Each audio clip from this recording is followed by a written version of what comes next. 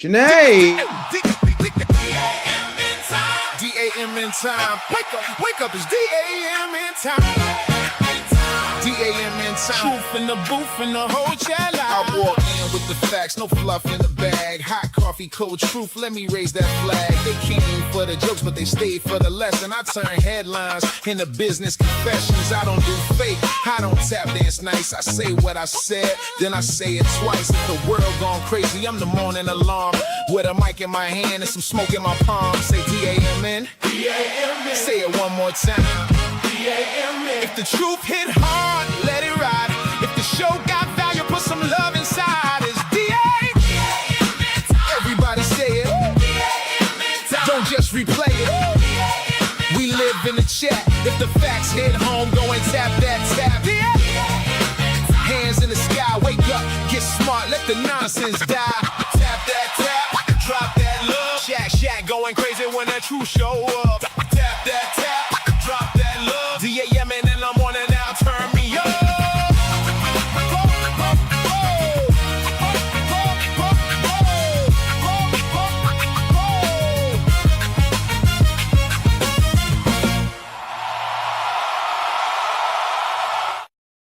Hey, y'all. Good morning to you. Good morning to you. I hope you are having a phenomenal morning. Sorry, I'm a bit late. Your boy had things to do. Excuse the hell out of me. My bad. But I am I'm thrilled and excited to be here. Welcome to Dave Anderson Morning News. Of course, I am Dave Anderson. Good morning to you. I want to make sure I am coming in loud and clear, that we're not doing a whole lot of extra shit. Want to make sure we're having a great conversation.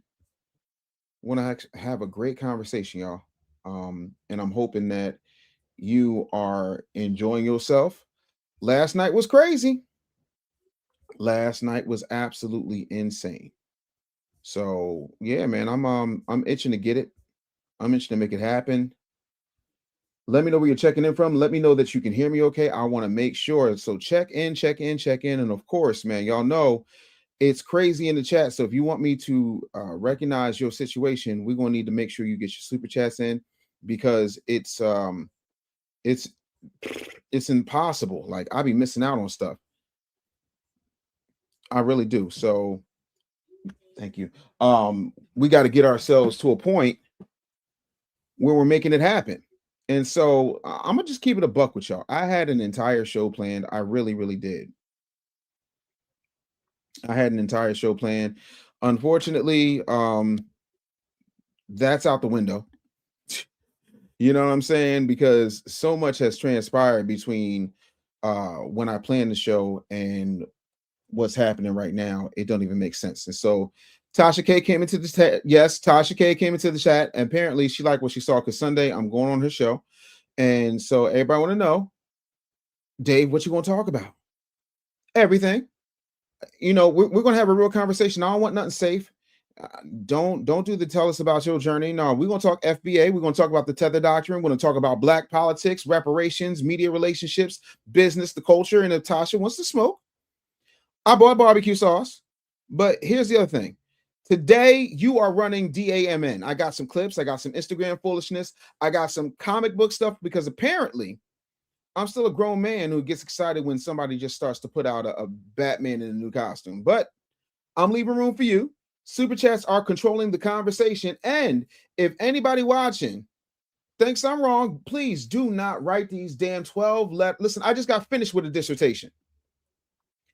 I'm not trying to read your dissertation, respectfully.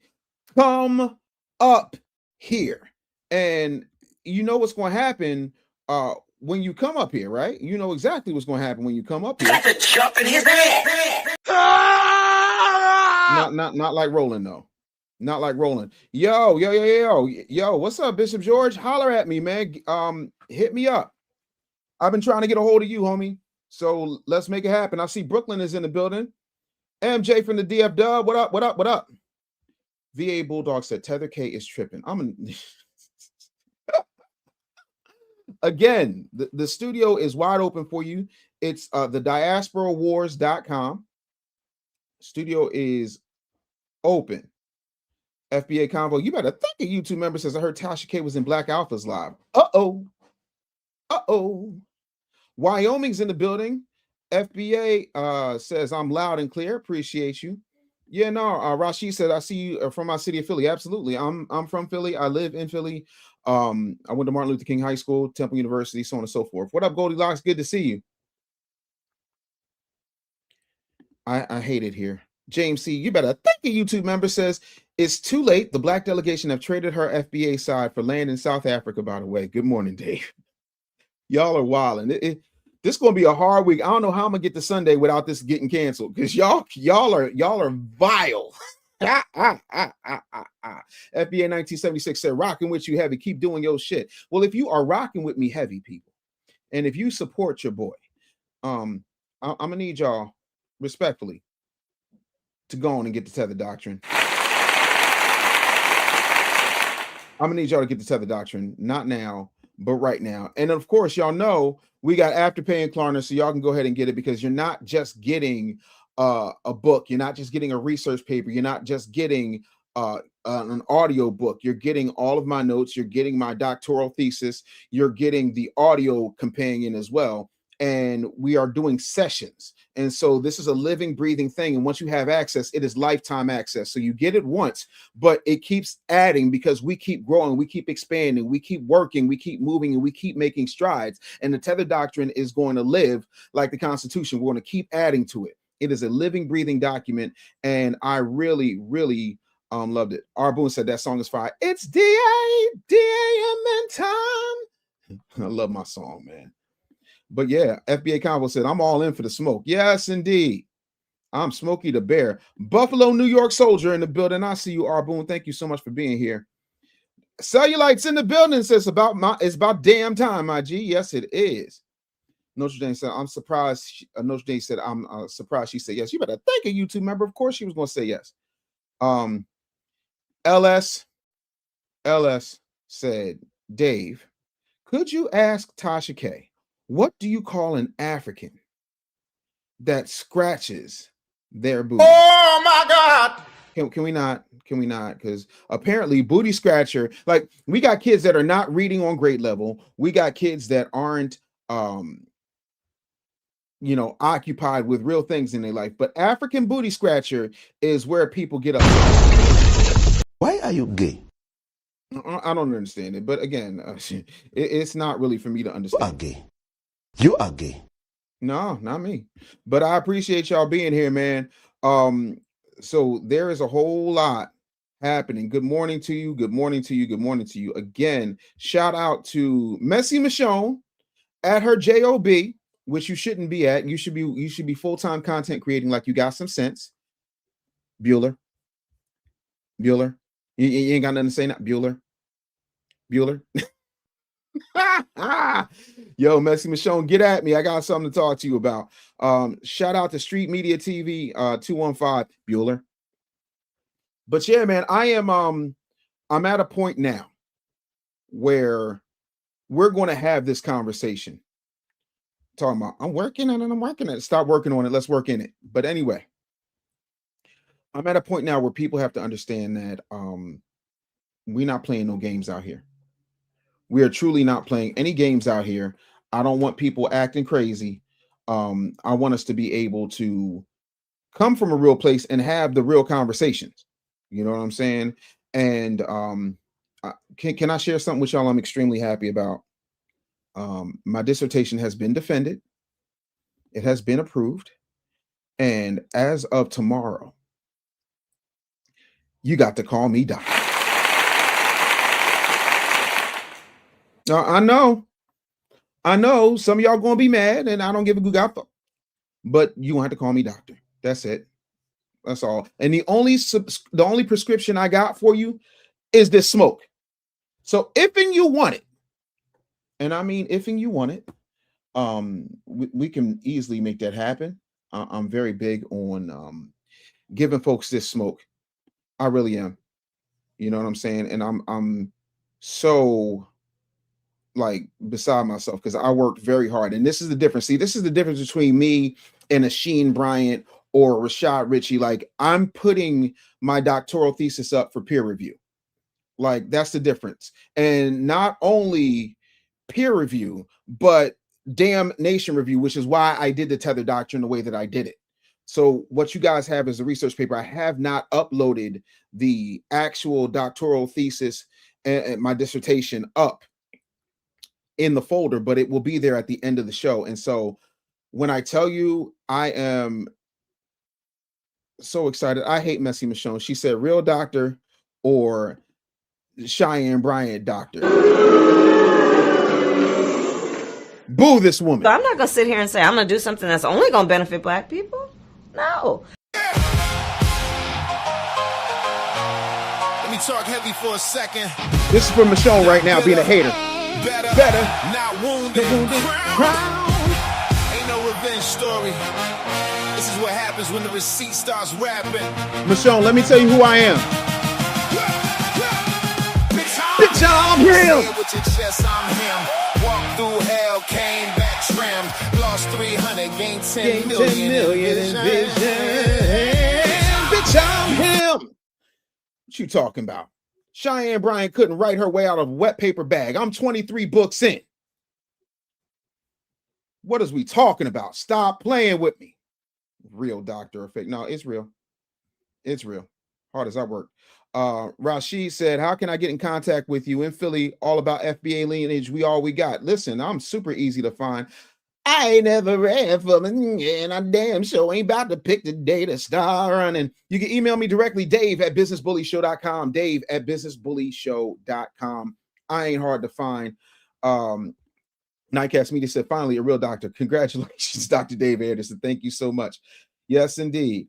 Let's see here. James C, you better thank the YouTube member. Said, I'm getting your book today, brother Dave. I can't wait. I can't wait for y'all to read it. I'm like, the feedback I've been getting, the emails I've been getting, you guys are really loving the Tether Doctrine because it breaks down now a lot of these musty, dusty tethers that have not read yet. They have not put down their zebra chops to actually read what I put up, because it has less to do with people of Black descent throughout the world and more to do with delineation and what that looks like, because we have a named injury. We have a specific group of people, namely my people, who have suffered at the hands of the United States, the government, and the landmass wealth having owners and the system that created them, that still needs to be repaired. So we're talking about that. We're talking about growth. And again, like I said, Cheyenne Bryant could never. Oh my God. Said what I said. So thank you in advance for purchasing the Tether Doctrine. I really appreciate it. And that's just what it is, man. So I'm super excited. Y'all said a little sassy in it. No, your chick DMing me all the time is sassy, you raggedy bitch. But let me help you out. Boom. Tango down. Let me tell y'all something. If you come in here disrespecting me on my chat, I appreciate the content, but you got to go. Round here, we're building. And it's not that I want an echo chamber, but I want people who are serious of either about learning or having respectful discourse. I'm not putting up with bullshit. At almost 50, y'all can cancel that. I'm not tolerating no bullshit from nobody, respectfully. That's it. You know. What up, Keish? Keish says, new here. Good morning. Happy to have you. Thank you so much.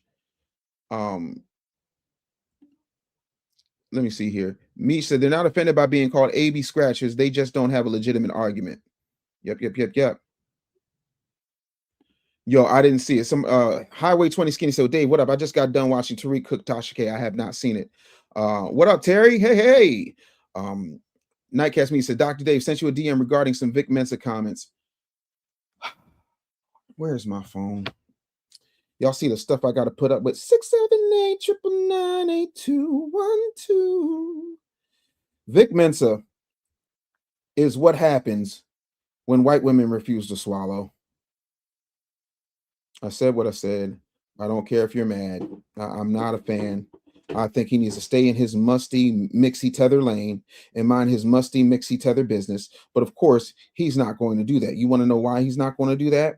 Because he's a tether, and he's the worst kind of tether. Gave it away. He's the What worst. gave it away? He is absolutely What the gave worst. it away? You are gay. Vic Mensa. You are gay. Yeah, Vic Mensa. You are gay. Anyway, I got an issue with this dude. Number one, nobody wants to see him rap. Nobody wants to deal with his nonsense. Vic Mensa is absolutely wilding. And again, I'm not really big. Why is it so many sassy ass Negroes who wear dresses got so much to say? Vic Mensa, Ricky Smiley, like it's a lot of these sassy ass dudes who like to wear dresses for people's entertainment. It's really weird. Cyberdyne 100, I get the reference. Good morning. Thank you so much for the 1999 super chat. I do appreciate it. But you could have taken that 1999, got yourself a Klarna or Afterpay, and got yourself a copy of the Tether Doctrine. That's all I'm saying. Don't get me wrong. I love the super chats. We not turning away no money. No.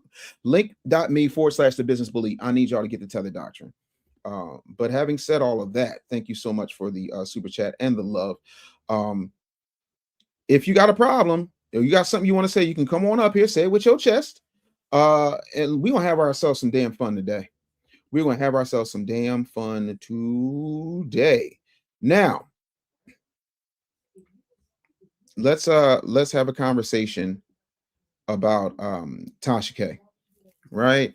And here's the thing: none of us, if we're in this business, get out of it unscathed. There's always going to be something that somebody got to say. There's always going to be some craziness afoot, you know. But here's the thing that actually interests me about Tasha K, right? Hold on, let me trying to dust my microphone. That's better. Like everybody know the Cardi B lawsuits, Kevin Hart, celebrity beef, internet wars. Fine, Google works. But what interests me is something completely different. Tasha K survived. I need y'all to think about that for a moment. Most creators are terrified because somebody left a mean comment. Respectfully, this woman has been sued, dragged, celebrated, canceled, uncanceled, talked about by celebrities, talked about by bloggers, talked about by people talking about people, and talking about bloggers who are talking about celebrities who are talking about bloggers. And she's still creating content. As a business coach, that interests me. How do you build an audience of 1.6 million on YouTube alone that stays with you through controversy? You know, how do you rebuild? How do you monetize attention? How do you know when controversy is absolutely helping the brand and when controversy is eating the brand like an Ouroboros? Like, those are questions I actually want to ask her on Sunday, because whether you love Tasha K or you can't stand Tasha K, you know who she is. And in the attention economy, that ain't not nothing. You understand what I'm saying? But yeah, yesterday was crazy. She definitely pulled up. Shout out to my B1 family. I see y'all. And again, I know you lying. Ella said Rashad Ritchie's first dissertation is about the origin of pants sagging. No, his first dissertation is about that weird ass Charlie Chaplin Hitler mustache he got. Didn't Vic Mensa drop the song? Yeah, he dropped a song in a dress. He got more references to dresses than Jamal Bryant. I bought the dress. It's on IG. That's where I was going. You know my NAACP done kicked in. So let me go ahead back to my DMs. Oh Lord. Oh my God. Let me go over to my DMs. All right, bear with me, y'all, because I want to pull up this Vic Mensa stuff real quick.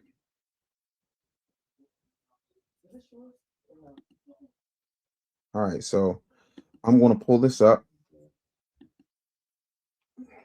And again, no, I think that's Dorks. Here's what it never seems to fail me. Now, y'all correct me if I'm wrong, because I'm not an infallible human being. But when it's time to platform sassy, musty, ignorant, grifting ass tethers, is it me, or can we always count on Charlemagne? Why are you gay? I'm trying to understand. So let's take a look together. Judging you by, and why do you think it's you in the Confederate flag dress in the 3 Years Sober video? Hey, look, you know, parody. It had to happen. You know what I mean? Everybody don't need a podcast, Mike. I've been saying that forever. Up to and including your sassy ass. Yes, You know you're what I'm right. saying? And by the way, I love Cam. I would love to have Cam on my new show, the Vic Mensa Show, coming out August We don't care. 26th. We've talked about being 5 years sober now on September 1st, just like how much I've grown at 33 from 23 or 26. And that's one of the things I try to illustrate in this show. I've done a lot of wild shit publicly, like across the board. You know what I mean? My growth, my stumbles, my fuck ups, pretty much all of them been in public. Another thing I think though is that at a lot of times my messaging, whether it was effective, has been quite consistent. I mean, the things I stand for, the things I believe in. Even this conversation, it starts because I really do believe in the collaboration of Black people globally, like Malcolm did, or Martin did, or Angela, Maya Angelou, Marcus Garvey. All right. So first of all, Malcolm was really big on delineation because there is a clip, and I'm going to find it and play it for you, where he was checking the hell out of a dude talking about, well, you know, we need to get with Puerto Ricans and this. He said Puerto Ricans ain't got nothing to do with us. So you can miss me with that. But again, they like to invoke Marcus Garvey. They like to invoke Malcolm X. They like to invoke the minister because they can't pull up anybody today that is doing anything for foundational Black Americans. And again, we have to ask Vic Mensa the question, Why are you gay? But you know, let's keep listening to this. Our North Stars, they believed in our unity and that being how we really get free. One more thing I'll say though is that I actually love the lane in culture that exists for Cam and Mace and Budden and Joe and Jada, the elder statesmen of hip hop, to have a prominent, significant voice in the culture that they help shape. Like you don't get to stumble in and comment on the NFL off the street. You know what I mean? And I think we got a culture that so often discards our elders, that I love to see a place where these guys are still contributing on the mic, even if they don't want to make albums. Do you feel let's unpack that. I want to stay here. Yeah, I'm saying here. Right. With Cam and his comments back to you, right? What would your conversation be with him? Like, do you feel like he missed the point that you were trying to make in your video about the whole African not wanting to claim being African conversation? Well, at first he said that he felt that you misread what he was saying, that he was repeating what somebody said, and he thinks you took that out of context. That's where first. Was that the case? You know, I think sometimes we're not all having the same conversation. Like nationality and ancestral origin and culture, these are all different things. I do see oftentimes that comments are made that Black Americans have no culture. I mean, that's just untrue. You know what I mean? Black American culture is the most globally influential culture on the planet. Every corner of the planet is emulating Black American culture. And the truth is also that we've been fed an anti-Black narrative on all sides.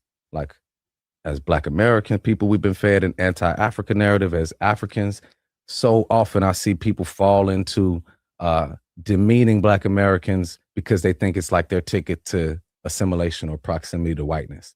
Like, all that shit exists. I don't think any relationship of substance can be based on a lie. Like, we can't brush none of that under the rug.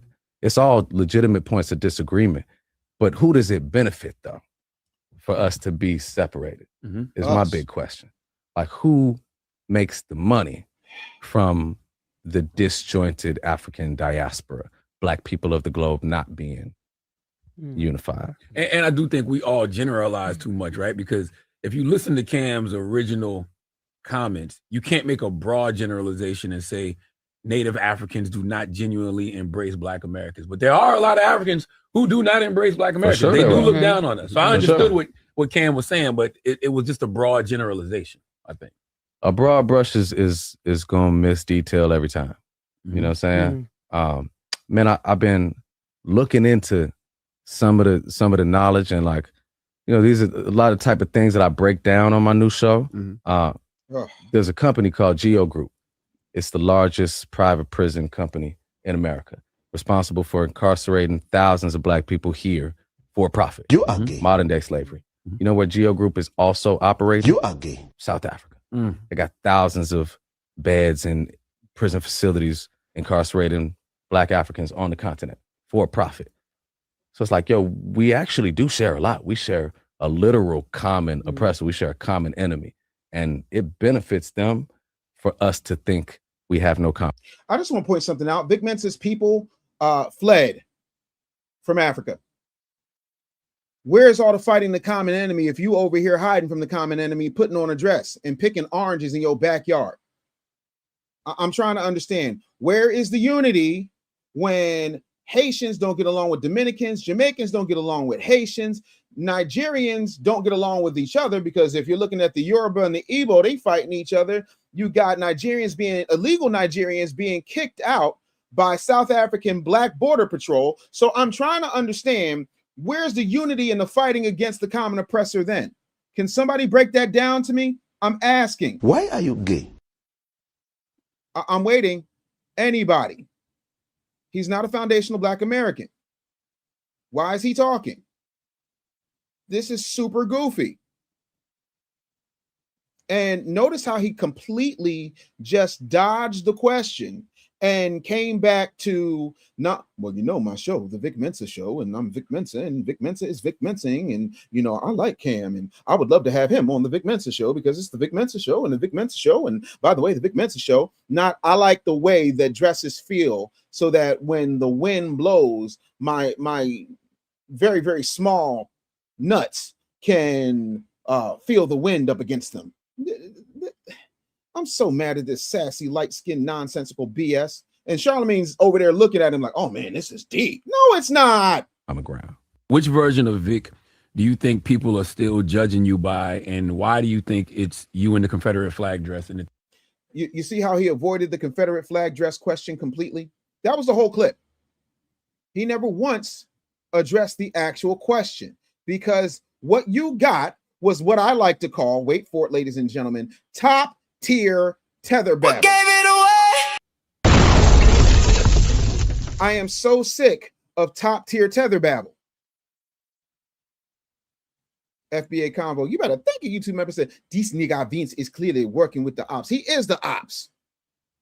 What has he done for Black people? What has he done specifically to help foundational Black Americans, other than telling Cameron, well, the last name Giles comes from a European, but shut your bitch ass up. Where the hell do you think Vic came from? Like, I'm really sick of these daggone mofongo people sitting up here talking real greasy. Victor Kwesi Mensah. He dropped the H because he thinks anybody's going to listen to him, thinks he's a genius. Mensa don't know you, homeboy. You ain't got no pen. I ain't seen you in the registry. But again, and that's their whole gag. T Midas, you better thank a YouTube member says every time we connect, it's about oppressor. Well, we got a common oppressor. Yeah, you. And so by that logic, ain't your mammy white? So is your mama a part of the common oppressor? Respectfully, I'm trying to understand which one of these white folks is the common oppressor. The Iceman 2006 with the $10 super chat. You better thank a YouTube member says, good morning, bro, Dave, and the D.A.M.N fam. David off, I'll have time to read Le Tether Doctrine this weekend, but I'm worried. After reading, will I develop an allergy to mosquito BLT? Will I develop an allergy to mosquito BLTs? Hashtag 305, hashtag B1, hashtag Kata check. Listen. That's what it is. Delineation now, delineation together, delineation forever. I'm not going to sit up there. When you paint a broad brush, then you miss the strokes. You with the woo woo woo woo woo woo woo. Nakia Pickens says Dave is fine, and so it's true. Thank you. I appreciate it. I definitely appreciate it. Thank you so very much. My wife thinks so too. I appreciate you. Yeah, he fled. Vic Mensa. Victor Kwesi Mensah. Listen, I keep trying to tell y'all the FAFO is happening. The more you F around, the more you going to find out. Art Games says Vic Mensa finna find out, like everybody else that go live after doing goofy-ish. It goes bad for them. All he going to do is respond with his show and never have time to even get to his show. Let me explain something to you.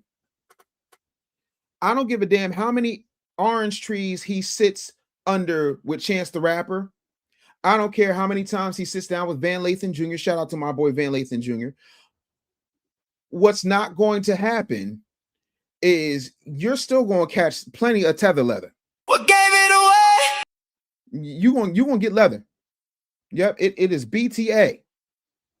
Dr. Umar got lashes. Dave Anderson got leather. It is leather for the tethers, not leather for all non-foundational Black Americans, just leather for the tethers. There is a distinct difference, just like there's a distinct difference between niggas, coons, and foundational Black Americans.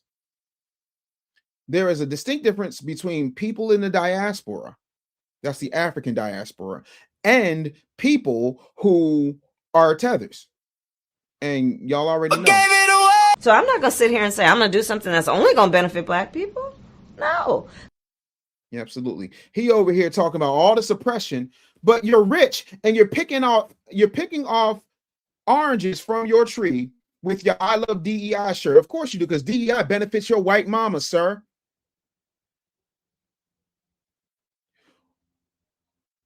When Eritreans don't get along with Ethiopians, I'll be chill. You better thank you, YouTube member. That's what I'm talking about.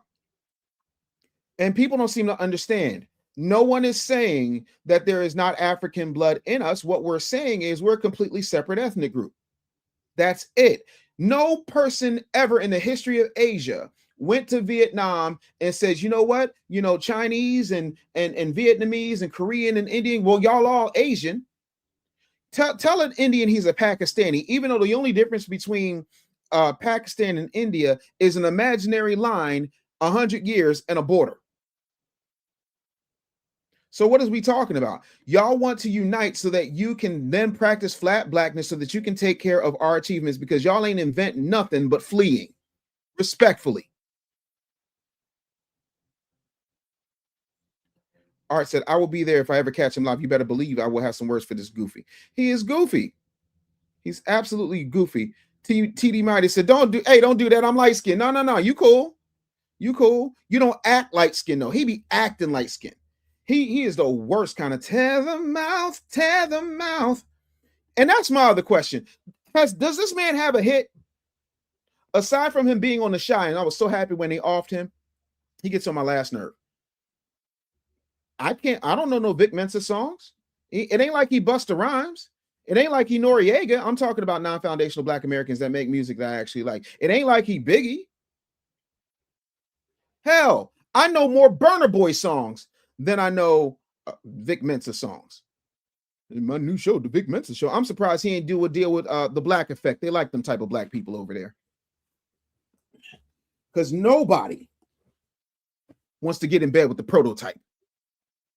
Nobody wants to get in bed with the prototype.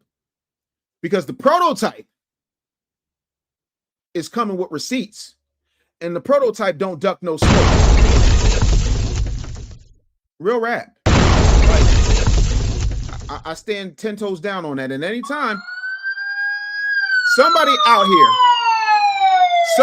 here has to sound the tether alarm, if you ain't hit that like button, what's wrong with you? I'm gonna just be honest. You know what happens if you don't hit that like button? You are gay. That's all I want to know. Why are you gay? You didn't hit the like button. You didn't hit the subscribe You button. are gay. That's it. I don't understand that. You out here like You got to jump in his ass. Vic Mensa Show. Who cares? Did you say Certified Freeman? I think he got a song about wanting to be white. That top tier tether babble needs to come to an end.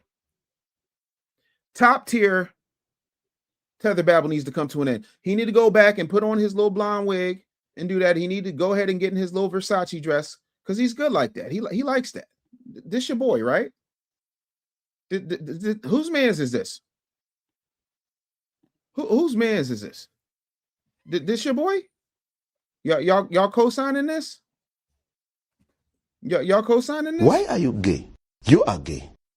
What gave it away? Like, I don't even got to talk. It's all good. I ain't even got to talk.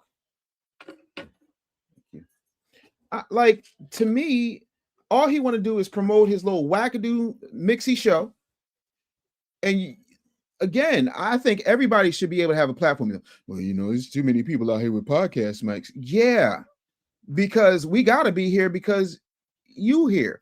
And I hate to break this to you. I had an FCC license while your parents were fleeing.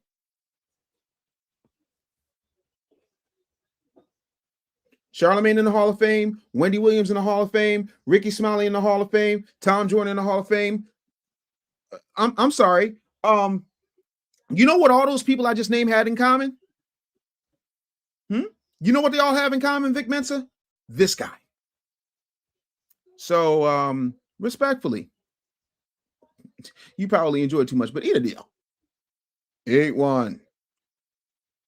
Yeah, he was on the shy. We know he was on the shy. Oh, mosquito patty, orange loving fool. No. Not at all. We're not doing this. People don't want to have a conversation about ethnogenesis. Oh, Victoria's ass. Y'all know the history of Victoria's Secret, right? They're named after Queen Victoria because Queen Victoria, they used to try and put her in soft feminine things because she was how can I put this gently? You are gay. So they try to, femme her down, and that's why it's called Victoria's Secret. What is a Vic Mensa? A dusty, musty, mixy tether who wears dresses with the Confederate flag, mocking the pain of my people, and then talking about, well, I think we need to come together against our oppressor. You literally wore a dress covered in a flag that represents a good part of the so-called oppressor you claim that you want to fight. This is why you can't mess with them. Thank you, Notre Dame, for the $2 super chat. You better thank you, YouTube member. I don't get it. Let me see here. Art Game says, LMAO, the Indians talk ish about the Pakis. I spoke to a Punjabi personally and said what Dave just said. That's why they don't like each other, but people don't put that on Front Street. And the crazy thing was, it was the white people said, y'all go over here. Like they split them like Thanos. They split them like Thanos. It's not a race. It's literally the same people. Now, 100 years developing some, traditions, so on and so forth, but it's the same. You're part of the same place. You're part of the same time. You're part of the same blood. You're the same. But you let white people divide you, sort of like the 54 countries in Africa, 52 of which have been colonized by people who do not look like you. But you over here calling us niggas, telling us we don't know where we come from. We ain't got no culture. Yeah, we got a culture of not fleeing. We got a culture that you copy. Bebe said Tasha K mentioned she had a Bahamian grandfather. I ain't mad at it. Kazia, thank you so much for being a new subscriber. I appreciate you. Becky Smith said, don't go on her show. It's for views and money. If she wants to be educated, make her come on your show, not subscribe to her. I will not watch anything with her face. I understand your sentiment, but this is bigger than that. Because if we don't go to the places where we are challenged or unwelcome, we're never able to get people to understand that this is not a movement. It is a lineage. We will also get them to understand that there is no such thing as flat blackness. Flat blackness does not exist. Flat Stanley is realer than flat blackness. Period. I know you lying. Sean Balaw said Vic Mensa has a song about wanting blue eyes. That don't surprise me.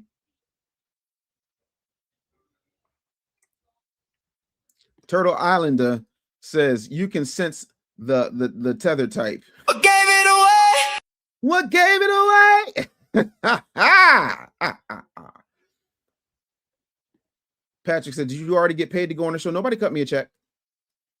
I got an invitation. Albie Chill said, Tether Love. That's right. A lot of y'all wasn't up last night, so y'all didn't hear the debut of Tether Love. It's a part of the Tether Doctrine. Y'all ain't heard Tether Love. I got to get y'all a radio edit because Tether Love is long, but I'll play a little bit for you. I'll give y'all a little bit of this Tether Love real quick.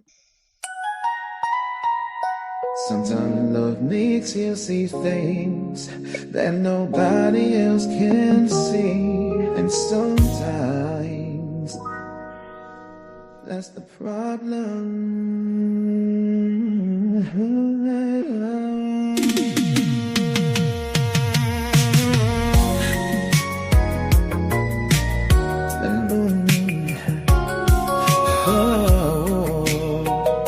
He sings so fine, don't you agree? I understand you love your man. I probably fight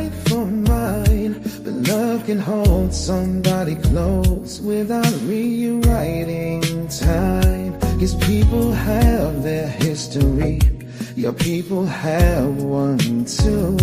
But loving where somebody's from can't make the facts untrue. Nobody said abandon him, nobody said choose a side, but don't erase my family tree to keep your love alive. You can hold him, you can love him, you can honor where he's from, but my ancestors don't disappear just because you become one. Tether love got you defending everything.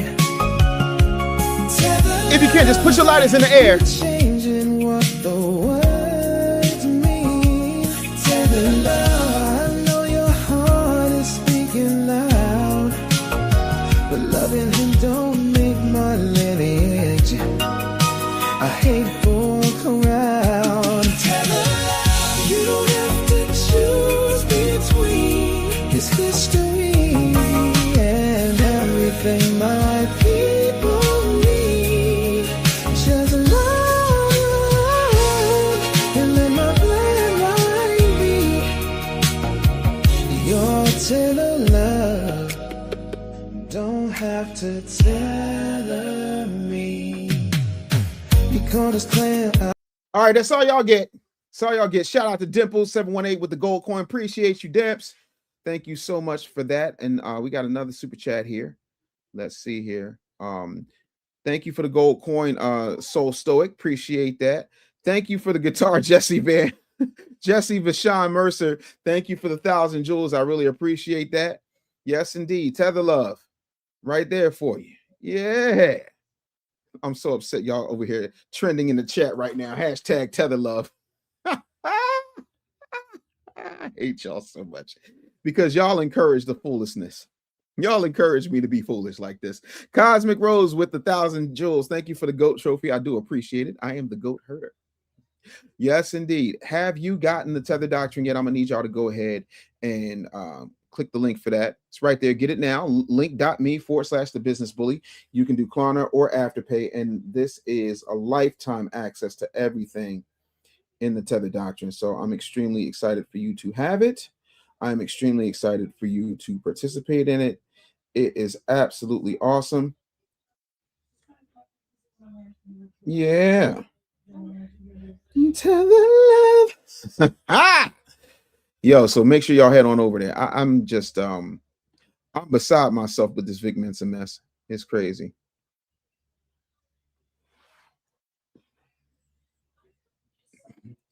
AID's nuts. Matter of fact, let me help you out. There you go. Every time this song plays, another tether gets deported. I hate you so much. Bebe said, I love artists that can actually sing and have talent. Great song, Dave. I appreciate it. You know, that was the goal. I was shooting for like Troop, Force MDs type vibe. Black Belt Jones says, her tether husband feelings are hurt. Let's see here.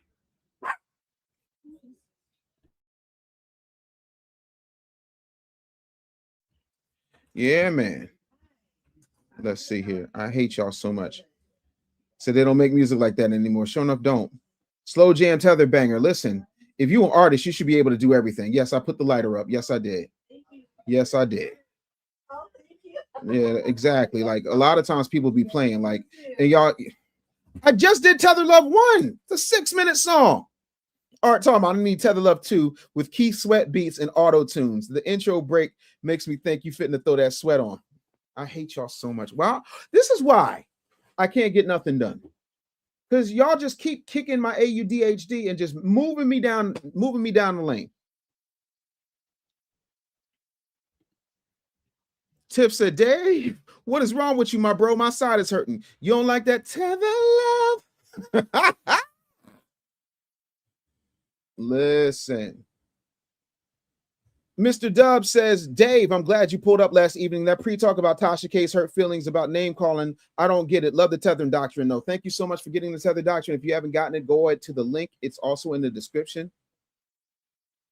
Said, no, I love the song. It's hilarious, but it sounds good. You are comedy, Dave. That is the actual goal. Stop playing. Van Lathan going to be on 154 today. I know you lying. I know you lying. I know you lying. I know he's in LA, so that does make sense, but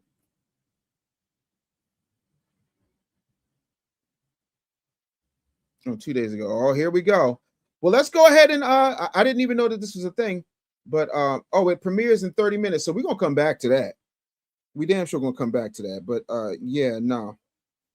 And again, I really feel like that was a strategic move because Van ain't gonna give him no smoke. Van is a liberal. Van does not really understand the FBA lineage, as far as I know. But that's just to try and shut us up. Like, oh, see, I got a foundation of Black American on. See, I got one because it's all about unifying. If it was all about unifying, it'd be called 155, not 154. Mr. Jataka 40 says Tether R&B stands for rib cages and bushmeat. Why are y'all like this? Frankie Gates Jr. said that song is fire, brother. It gives off them serious Joe vibes. I was a huge Joe fan, still am. What up, Nina Simone? Appreciate you. Tickless Tether sold separately. Delusional dummies. Why are y'all like this? Yo, y'all need to go head over to Jaro Go before I forget and download Jaro Go. It is on your app store, whether you are Apple or Android. You can get Jaro Go right now. That is Jaro Go. Jaro Go. Get it now. It is foundationally Black owned, created, managed, and operated. I'm gonna need y'all to go ahead and get that. Make sure y'all do that and let everybody know that Dave Anderson sent you. I definitely appreciate that. Really, I do. But yeah, and for those of you who got the Tether Doctrine, I'm always looking for feedback, so please give it to me.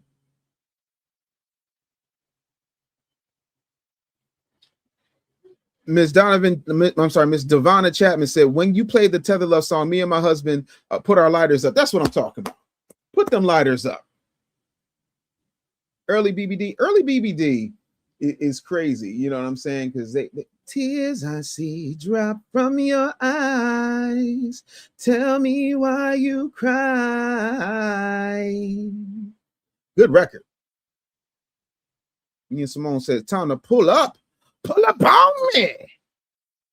Yes, indeed. Jay Meadows says, DMV, FBA, we don't play. Stand on business, my Hebrew people worldwide.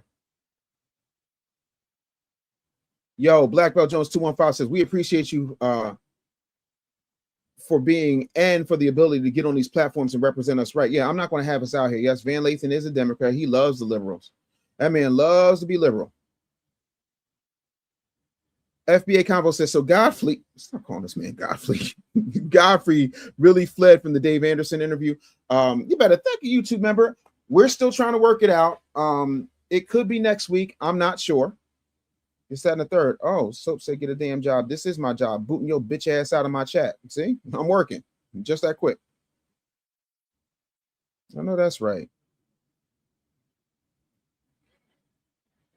Dalen Green 2500 said Vic Mensa is about to go star in Bussy and the Beast. I hate that. I hate that so much.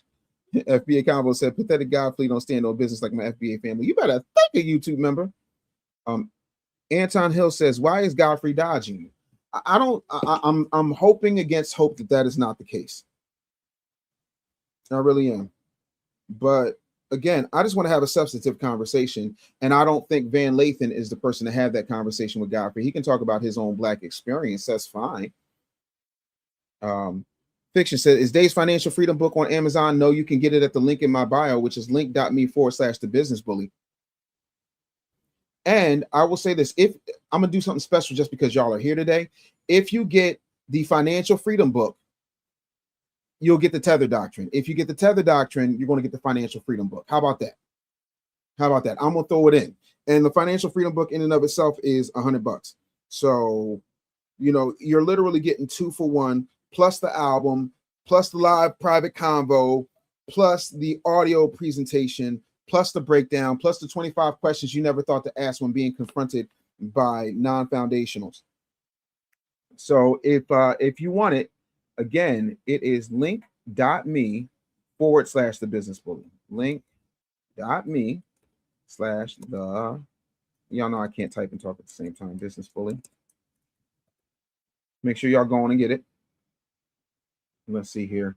We got some more jewels popping. Got the Uncle Alert from Keith Core 6254. Thank you so much. Yeah, y'all. I've heard about some lawsuit. Is there really a lawsuit?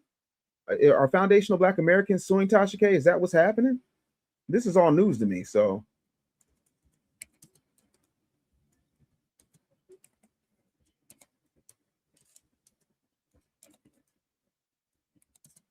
this is all news to me. I'm seeing it here right now.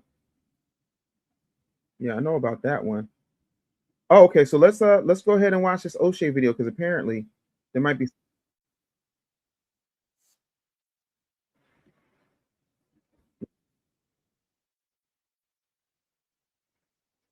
Hold on, I'm gonna put this up because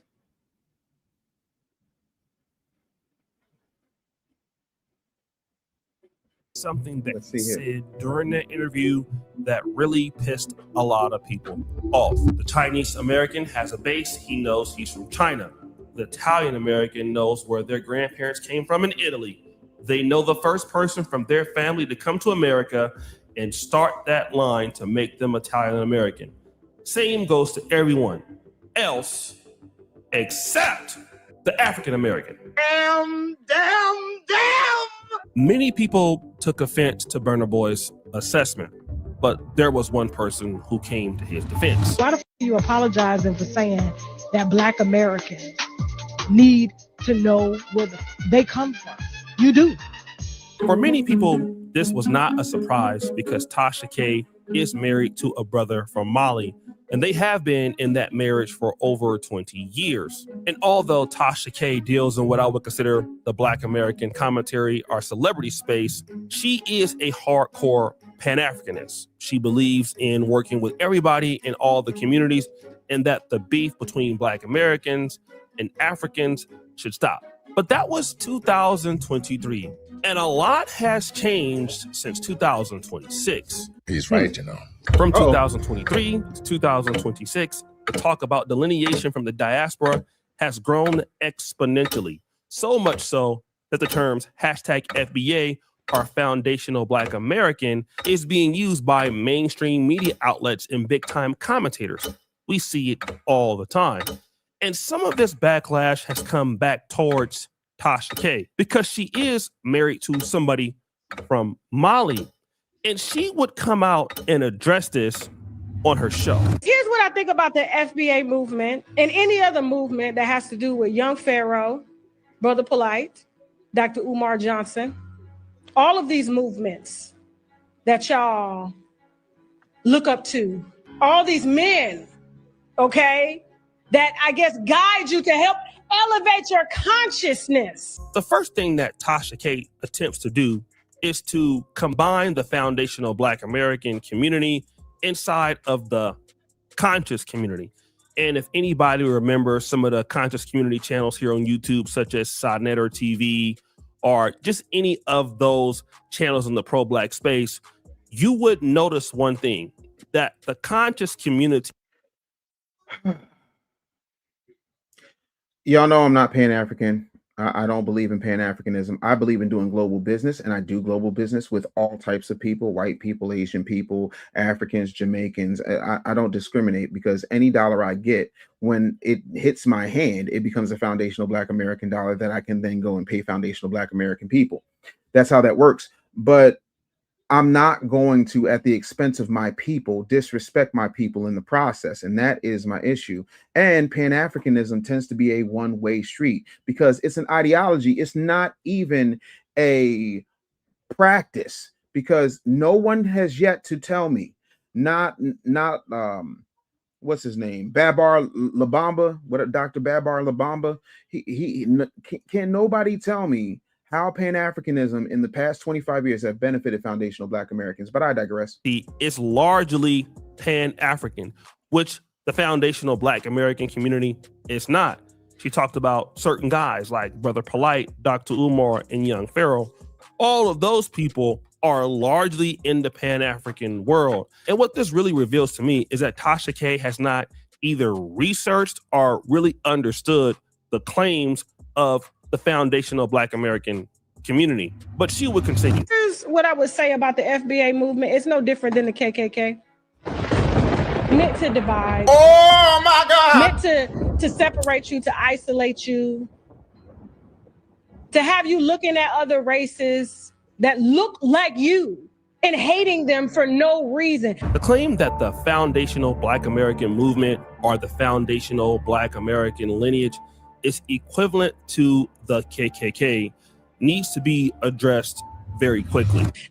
And to that point, last night I addressed it all the way, because to me it was an egregious error in judgment to compare foundational Black Americans to one of the biggest white hate groups in the history of America. Because we're not terrorizing anybody, we're not stopping anybody from voting, we're not lynching people, we're not hanging people from trees, we're not doing any of that. We just want our lineage to be recognized as its own ethnic group, period, point blank, so that people cannot come in and cosplay. And that's why everybody's mad. Like, if we're going to talk about it, let's talk about all of it, but let's keep going. It's the same foundation and principles that the Ku Klux Klan build themselves on, which is protecting their whiteness, their pureness, not knowing that they are not pure. It's a lie. Because the KKK is an organization founded to basically go against democracy, and it did so to enforce a few things. Number one, racial apartheid, and then number two, to terrorize Black Americans through certain means, such as lynching, murder, and intimidation. Now, if she wanted to compare the Nationalist Party of South Africa with, F.W. de Klerk in the 80s and 90s, then that would make a whole lot of sense, because the Nationalist Party would be a very good comparison to what you see with the KKK. But the foundational Black American community could not be called that, because it's just simply not true. We don't see any foundational Black American people or movements, or however you want to characterize it, doing anything to Africans or Caribbeans based on the fact that they are Africans or Caribbeans.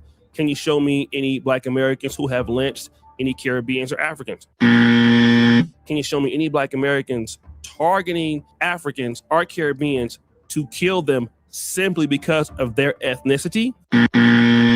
Now, intimidation could be one thing that you could talk about, but we don't see any Black Americans intimidating Africans or Caribbeans like the KKK did, because the KKK intimidated Black Americans so that they wouldn't vote or that they wouldn't march or earn their civil rights. So that comparison, in my honest opinion, cannot be valid. He's right. Real quick, because what we have in the chat right now is, do y'all not hear that? Is that not? Ladies and gentlemen, this is not a drill. We are in the middle of a stage 5 Babel alert. There is a stage 5 Babel alert happening in my chat right now. Michael Smith, doubt that's your real name, says, what is the goal of FBA? Now you acknowledging your lineage as not Israelites, not African? Thanks. Why don't you bring your ass up here? You and your I want to love you and treat you right head wrap. Is this tether, this tether here babbling? Is this tether here babbling? I wanna know now. I dare you to pull up. Pick up your skirt, hit the link, and let's have a pull up. Come on up here. We got 3 minutes on Michael Smith. Start the clock on Michael Smith. He's got 3 minutes to get up in here, since he got so much to say. Israelite. I don't care if it's Israelite, troglodyte, Marcusite, or Pedialyte. Come on up here. Please don't be a superstar in my chat. Get your ass on the Summer Jam screen. 2 minutes, 33 seconds. Furthermore, this idea that Africans don't do anything to Black Americans is something that should also be talked about, because it just shows that Tasha K and other people in the Pan-African community are not willing to listen to the claims that people in the Black American community, our hashtag foundational Black American community, have leveraged against the Caribbeans or Africans. And then what you see historically is that Black Americans have largely been supportive of the African community, which is all 54 countries. And we have done that through money. We can go back and talk about Tom Mbuya and the Kenyan airlift experiments in the 50s and 60s. We can talk about when Nelson Mandela came to America in 1990 after he got out of prison, and he went to certain cities like Atlanta, speaking at Morehouse College. He went to Boston. He went to Oakland. He went to Los Angeles. He went to DC. He went to New York. He went to Miami. Within that particular tour, he raised over $5 million from guess who? Black Americans. And furthermore, she's exonerating Africans as if they have no problems. And we know that that cannot be true, because all we got to do is go to South Africa and see what South Africans say about the same African migrants coming into the country. I mean, we already know what's going on with the Caribbean beefs, with the Jamaicans not wanting the Haitians to come in, or the Bahamians not wanting the Haitians to come in, and vice versa. And as far as being divisive, there is nobody as divisive, in my honest opinion, as the Africans on the continent themselves.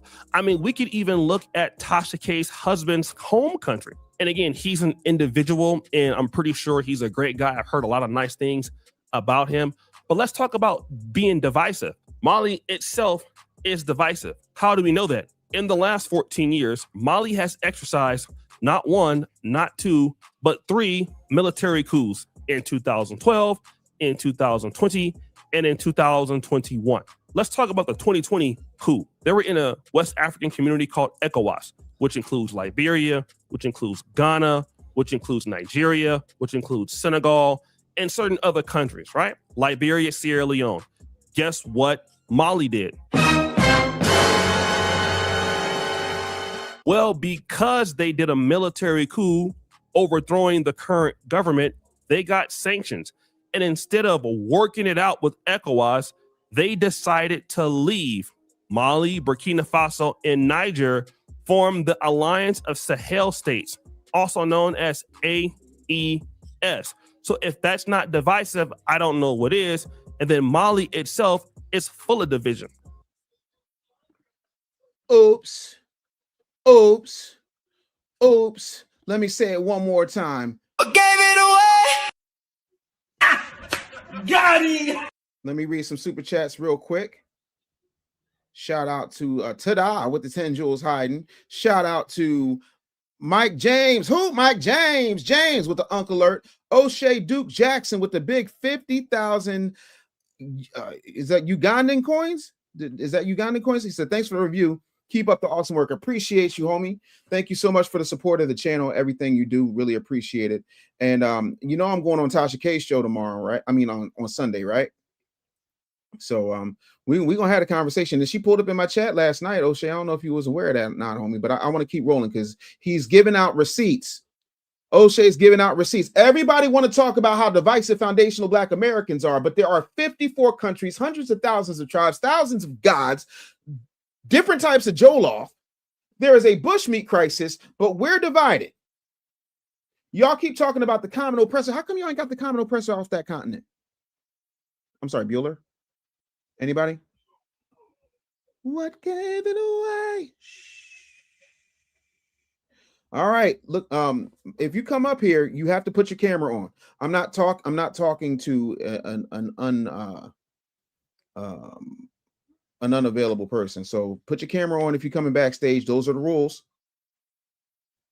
Bring that ass. Let me know when y'all get y'all camera on. The Northerners versus the Southerners and all of the terrorism that goes on in Mali. And again, that's how Mali gets down. Now, again, Tasha K's husband or people from Mali in America, they could be very great people, right? But this is what happens in Mali. And not only in Mali, on the African continent. There is nobody that I have seen worldwide more divisive than what you see from Africans. And if you think that the people that come from divisive environments come to America and want to unite with Black Americans, it's largely not true. He's right, you know. And then she would say this. Y'all don't put food on my plate? Y'all don't pay none of my bills? I'm not trying to be funny, but it's not Africans that are watching Tasha K. It's not Caribbeans that are watching Tasha K by and large. It is us. The majority of the winos, and when I say us, I mean foundational Black American women primarily, are the winos. Real rap. Everybody I know who watches Tasha K, likes Tasha K, has Tasha K as a guilty pleasure, is a foundational Black American woman. So technically, foundational Black Americans do pay your bills. Says that she doesn't work for you. Well, that's a lie because she does. Tasha K cannot get any money in the African continent as far as being. I'm sorry, what? What you say, O'Shea? What you say? Monetized. She's a very, very talented creator, but her money comes from the Black American audience or people that live in America. It was so bad that her audience let her know that. Nice T Girl, delineation is here to stay. Lorraine Jackson. Shout out to my sister Nice T Girl out there in LA. Appreciate you. And you still have time to take this post down because you're about to get dragged talking about the most powerful, influential, resilient, spiritual, divine, chosen people in this world. You only feel that way because your husband is African. Way above your pay grade. Stick to gossip. And then the last part. Now sitting in living rooms with bonnets on, causing division because you angry, trying to be accepted no different than a gang on gang crime when you got them little boys in Chicago or any other city taking each other out over what? Just because you look different? Now, despite Tasha K being a very talented commentator, like I really love what she does and how she does it, she's tier one. I got to give it to her. By the way, there's well over 1,100 people in here, and we don't have 1,100 likes. So I'm gonna just need you to take 1 second and click that like button. Don't be a hater. Just click that like button. All right, let's keep going. She's way better than me at this YouTube thing. However, Tasha K engages in a lot of conversations that are not intellectually honest. She participates in what I call whataboutism. So instead of focusing on what foundational Black Americans are saying as far as their grievances with Africans or Caribbeans, she's saying, well, what about what's going on in Black Chicago? Y'all ain't saying nothing about that. Well, really, that has nothing to do with the argument. Nobody is talking about Black Chicago, but if you want to do whataboutism, we can just talk about Mali. For example, Mali is one of the most corrupt countries in the. All right, so let's look at this. Corruption Perceptions Index, CPI, as of 2025, out of 100, Mali is 136th. So the lower the score, because I need y'all to see this. I don't know if I can zoom in and enhance, but the lower the score, the more corruption. The higher the score, the less corruption. So yeah, Mali looks pretty damn corrupt. So it has a score of 26 out of 100. What does that mean? Mali has a high level of perceived public sector corruption. Bribery, embezzlement, and favoritism are widespread. Institutions are weak and accountability is limited. Billions in natural resource revenue, but people remain poor. Now, where does Mali stand globally? It is ranked in the bottom 25% of the world. Mali is in the bottom 25% of the world's most corrupt countries. World. And if you were to ask any citizen in Mali, they would love for the opportunity to live in that same dangerous Black Chicago instead of living in Mali. Bribery, embezzlement, and favoritism are widespread. Institutions are weak and accountability is limited. I mean, it ranks in the bottom 25% of the world. And if we're talking about the wages that people are living on per day, well, it's $3.26 per day for a population of over 25 million. That's pretty damn bad. Less than $1,200 a year per person. And see, that's the reality. And if Mali was so great to unite with, wouldn't have Malians that live in France or in Belgium or anywhere else because they would be able to unite and they wouldn't have beefs with people in ECOWAS, right? They wouldn't have their own division. And to just categorize Black Americans as being the only divisive group or being the most divisive group is simply not true. Black Americans are probably the most inclusive group on planet Earth. That's why people can come into America and benefit from what Black Americans have fought for and then be included in our stuff. And then once they get in, they become insular. Ever hear of the Somalis? Ever hear of Eritreans? Ever hear from those folks from Djibouti? Ever hear of Nigerians? All side note, I love the time. I love the term Djibouti. It's just fun to say. Anyway, all of these people who do that all the time set up their own networks and never really give back to the communities that have helped them become successful. That's exactly what people are talking about. So guys, what do you think? It's your boy O'Shea Duke Jackson back at it again. Another episode of shout out to O'Shea Duke Jackson. So again, it looks like we've got Elia up here. Can you put your camera on, please, sir? Sir, you have my face, sir. So see, it's just that simple. Why can't we follow instructions? Like if I were to be a guest in your house and you say take your shoes off, I take my shoes off. So why can't you put your camera on, sir? Because I can't put my camera on right now. Is that hard for you to understand? Why are you talking to me like this, sir? I'm talking to you like a man. Now, man up. What is your goal as FBAs? First of all, I don't know who you think you're talking to, sir, but what we're not going to do is take that tone because I'm not taking that tone with you. Respectfully, our goal, number one, is delineation. Number two, it's reparation. Number three, it is sole sovereignty on how we move in this country without other people trying to come in and tell us what it is that we need to do. We are putting ourselves first. That doesn't mean we don't care about anybody else, but if you're on an airplane, you want to make sure that you, if cabin pressure drops, that you affix your mask so that you have oxygen and you can breathe before helping everybody else breathe while you choke out, pass out, and die. So, okay. Next question. All right, no problem. Let's talk. So, why can't we all be on the same page? Now, I suggest. Who is we all? Who is we all? Be specific, sir. Black people. Black people. What black people? What black people? All black people. Okay, so where are you located and what is your ethnicity, sir? Okay.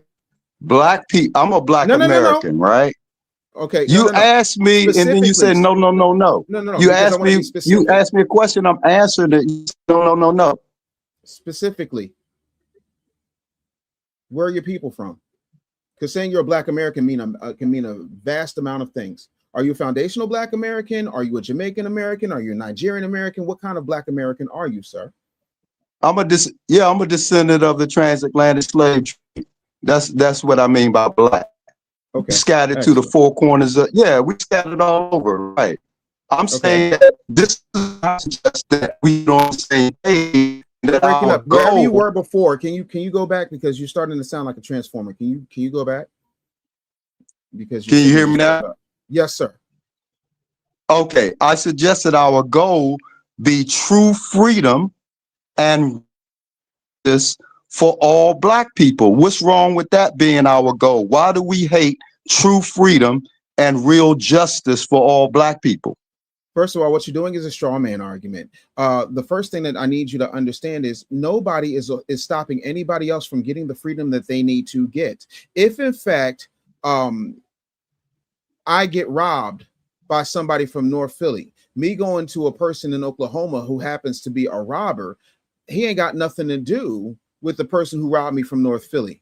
And the thing of it is, I think there should be liberation for absolutely everybody. However, we have to prioritize us first. And for as long as we have existed on this land, even before the signing of a Declaration of Independence, we have put everybody ahead of us. That is ass backwards thinking, and it has stopped. We're not on that anymore. We're taking care of us first, and then we can take care of the rest of the world. What good does it for you to be a trash man, picking up everybody else's trash, cleaning up everybody else's house, and you haven't even cleaned up your own? That's what backwards people do. You can't do everything all at once. And my question to you is, when's the last time you've gone to Cote d'Ivoire and had that conversation? When's the last time you've gone to Ghana and had that conversation? Have you had that conversation with the Jamaicans who are fighting and said that they would rather die than have Haitians be in their country who are coming there illegally. So please explain to me how many other places you've had that conversation with. Yeah, I have that conversation all the time. I'm trying to have it with you. Now, you need to first define what is your definition of true freedom and real justice for Black people. I did, and what I'm going to do for the sake of time. I know, but okay. I'm answering your question. Let me answer your question in the way that I choose. Okay, you did, and now you're answering it. Go ahead. Okay, thank you. So I took a great amount of time to write this book. It's called The Real Black Agenda. It's available wherever you'd like to read books. It's on Audible if you don't like to read, and you can hear in my own voice in real time on this microphone what I had to say as far as what our goals should be. It's thick. It's big enough where as though it has my name on the spine of it. So it's a lot to get into. It's not a one-off conversation on a 2-hour show that only has less than 30 minutes left, but it is in here, and it comes down to political freedom, financial freedom, growth, and big takeovers of our media, and so much more. So yeah, I've answered that question in depth. So okay, so it's in your book. It is, absolutely. Okay, no problem. No problem. Because I thought we could talk. Now we can dialogue, but you asked me a question that is not as short. Okay, is not a short but answer. I was speaking. Yeah, okay. Let me get it out. Now, what I heard from you is different forms of captivity and coonery, right? Because the definition of truth. I don't mean to trigger you. Let me get it out. It's not triggering. It's disrespect. I didn't mean to trigger you, sir. It's not about triggering. Don't do that. I'm talking about your definition. I'm not talking about you, sir. You're my brother. Be clear. I'm talking about your definition. We got sellouts in the Black community, okay? Don't mean I don't love my people. Now, the definition of true freedom and real justice for all Black people is Black worldwide domination and total rulership of this entire planet by 100% Black people only. Are you down for the cause? Yes or no? First and foremost, how does that work? What predator drones do you have, sir? What nuclear Okay, arms you couldn't even give a yes or no. That's what I'm talking about. Because I don't understand your definition. It's not coonery. And if you call me coon, you understand it, sir. No, I don't, because it doesn't make any logical sense. What military operation do you have? If 85% of Americans who happen to be Black are obese and out of shape, how in the world are you going to fight a global domination revolution when it hasn't happened yet? Hell, you can't even get Nigerians, the Igbo and the Yoruba, to settle their fight, and they've been fighting for years. So explain how that's happening, sir, logically, step by step, and go. Okay. So now you just revealed to everybody that you don't believe that something like that could happen because you made up all type of excuses. That's what you see. No. Do you agree with the plan? Not. You haven't said a plan. You just made a sentence. That's not a plan. Do you agree with the definition? I know it's triggering. No, it's not a matter of triggering, and please don't talk to me like that. Yes, it is. Don't talk to me like that. No, it is not, because you couldn't trigger me because I don't care enough about you. I don't even know your name. So what I'm trying to tell you, sir, respectfully, is you saying global domination of all Black people so that Black people can rule the world. How, Sway? You're not giving any specifics. You don't, but that's not your goal, sir. I'm gonna say this one more time. Respectfully, if you're going to make a statement about global domination and you do not have anything that makes a superpower globally, you have no nukes, you have no advanced military, you don't even have the computer technology to pull that off, you don't have access to any satellites. See, if you're going to talk about war, here's something basic for you. As somebody who used to be almost 600 pounds, who is now 200 pounds and takes his shape very seriously, most Black people in this country, I don't know what's happening in the rest of the world, but in this country, they're not in fighting shape. They don't have any survival skills. And by that, I mean hunting, fishing, weapons training. They don't do any type of military training. They don't do any type of martial arts worth talking about. So how in the world, I want to understand, for me to agree to a global domination type of situation that you're proposing very weakly at this point, I need to know what the steps are and how that happens. Can you answer that? Yes or no? Yeah, you're trying to find the steps. You're talking about war. I never said anything about war, sir. How else do you achieve global domination without war, I'm trying to get you to, yeah, but see, you keep interrupting me in the midst of my speech because you're triggered. I'm not triggered. You can't even let a man speak. As many times as you're saying this, I'm trying to get you to answer one question logically. And the question I'm asking you is how? I understand the what. I'm trying to understand the how, because last I checked, history, forget me, history will show you keep talking that in order. You keep talking about your book, bro. There's a book called the Torah, bro. I talked about, bro. I've read the Torah. Yeah, there's a book called the Torah. So, like I said, you're talking about everything but what I asked you, which was, what is your plan, sir? How do you get to global domination? Because historically speaking, how do you get to global black domination without any type of weaponry, without any type of military offense? How does that happen? What is your plan? Instead of talking about I'm triggered, or I keep talking about my book, which I've only mentioned twice, how do you get there? Okay, before we get to a plan, sir, we're talking about the goal. Is that your goal, or anybody in the chat? Because you all sound like coons to me. I'm sorry. You're not trying. You don't want true freedom and real justice for all black people. You want a check. Based on what? Who wants? It's not just a check. See, again, you said reparations, sir. Do you know what reparations? You said reparations, is? Sir. Do you know what? Sir, stop. This is when ignorance and loudness and ego get in the way of people actually progressing, because you're listening with your mouth instead of the 2 ears and that 2 square feet of real estate in between them. What I mean by reparations, and this is in the book as well, not just money. Education, not being able to pay taxes. There's an entire plan that needs to happen that I outline in specific detail. It's not just money. That was you making a gross assumption, and you still have not answered the question. How do you get global domination? By saying, I have a plan. I had a plan to sleep with Holly Berry. It didn't work out. You want to know why? Because I didn't have any effort to sleep with Holly Berry. So I'm trying to ask you specifically, since you brought up global domination, how do you get to global domination without a military, without weapons, without nukes, without satellites? How do you get there? Can you answer that? I don't want to hear about the Torah. I don't want to hear about triggers and coons. I want you to answer the question, sir. Again, that is not the goal of the FBA.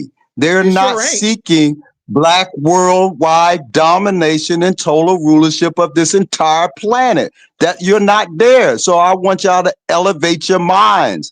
How can I elevate my mind when you're talking about on the brink? Hold on, sir. Let me finish. Answer the question, you can't let a person finish. You haven't answered the question yet. Okay. We are on the brink of World War III, nuclear war destruction of America reality soon. All right. And Trump is doing a heck of a job preparing all of that. Okay. So I don't know what type of stuff you talk about that's going to go on in America when America is about to be nuked. What about that part? Again, you have not answered my question. Again, you don't want to deal with reality. I do want to deal with reality. You ain't got no plans beyond that, sir. I got an entire book. What do you got?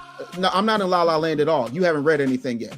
Tell them out. What I'm saying to you, sir, is very simply answer the question. Don't talk to me about Trump. Don't talk to me about all these other things. Don't talk to me about World War III. You brought up global domination, and I'm asking you how. Show your work. This is long division. This isn't calculator math. Show your work. What is the plan? If you can't do that, you're wasting time. So you can talk all the coonery you want to. You can talk all the nonsensical BS you want to. If you don't have a plan, you're full of shit, respectfully. What is the plan? How do you get to global domination? You brought it up. How do you get there? I'm waiting.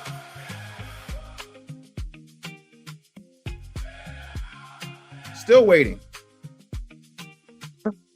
My elders and ancestors gave me the full blueprint. Where is it? All tradition. Black American ancestors and elders told us that we were living in the last days. Whether you religious or not, you heard that coming up in the black community. You told us to keep our eyes on the prize, sir. The prize is true freedom and real justice for all black people. They told us that someday we're going to be free. Everything but the question, sir. Everything but the let me get it out, sir. They told us. What are you talking about? Shouldn't take this long. I'm trying to remind you. About ancestors. I'm not talking about religion. I'm talking about what your black ancestors told you. I don't that need you to seem discover to my black forget. ancestors. I didn't forget a damn thing, sir. I honor my Yeah, they ancestors told every you day. that What are you someday doing? we're going to be free. They told us Yeah. swing low, sweet chariot coming forth to carry us home. They weren't You're talking singing about old Negro America, sir. spiritual. What is your plan? What are you talking about, See, old Negro spiritual? There's a lot of truth in that see here you again. demeaning and I'm not putting demeaning down. anything, sir. Why Yeah, would I put yes it you down? are. Sir, shut Yeah, up. they told us Respectfully. kumbaya, sir. What is Oh my God. Right now, you're doing everything but having an actual conversation, talking about old Negro spirituals, which were used in order to codify their plans to escape, has absolutely nothing to do with the plan of global domination that you said, but you keep talking about everything but. You're triggered. You are babbling, sir. What are you talking about? I'm going to ask you one more time. What is the plan for Black global domination? Give me 3 steps. Not Negro spirituals, not what Trump is doing, not World War III. Actual steps, sir. Last chance. Oh, actual steps? All right. 2nd Chronicles 7:14. If Get your ass out of here. I'm not going to sit up here as a theologian and listen to somebody who does not seem to understand that I understand what the Bible says, but that's what it is. He's from the Bible. And this is the problem with you herbal tea sipping, waist speed wearing, Rastafarian, patchouli, and ass smelling ass Negroes. You done like a cool. Y'all not ready for domination. Bro, you can't even turn on your camera. The hell? Or you revolution. You ain't revolutionizing nothing but how to babble. Aaron Black, can you turn your camera on, please? Dave, can you hear me? Yeah, can you turn your camera on, please? Shit. Damn. Shit. Okay. Like, that was nonsensical BS.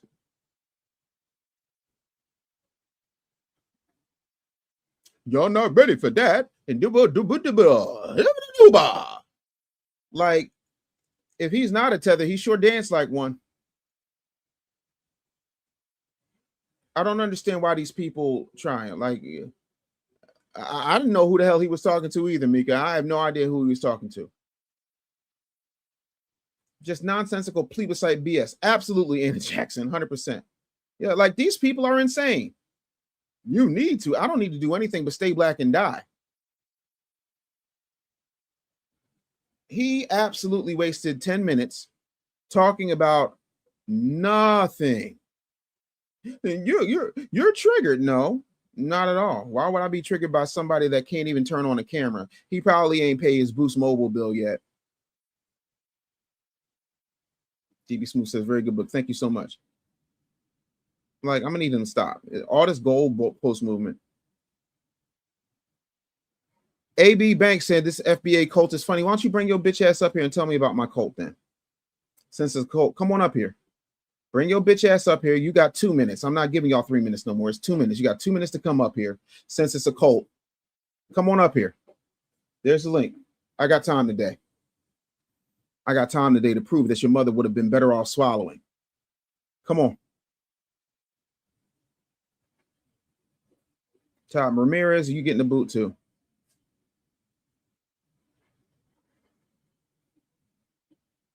John Reddy with the 440 joules. I definitely appreciate you.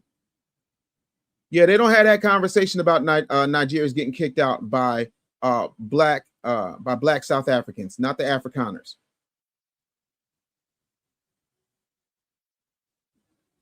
Yeah, these folks don't ever want to cam up. It's pan goofy nonsense. This is that Umar Johnson level of tether babble pan goofyism.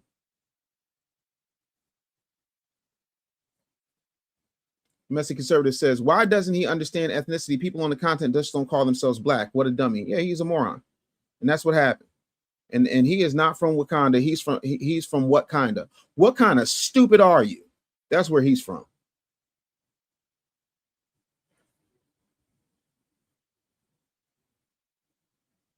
Yeah, that's it. Like, Boy, it's really weird when I'm be like, yo, that's good. And I realize, no, I said that. Stop waiting for white media to co-sign black excellence before we believe in it. Man, listen, I need to put that on the shirt. Somebody remind me to put that on the shirt. Yeah, I had to screenshot that because I'm gonna make that a shirt later.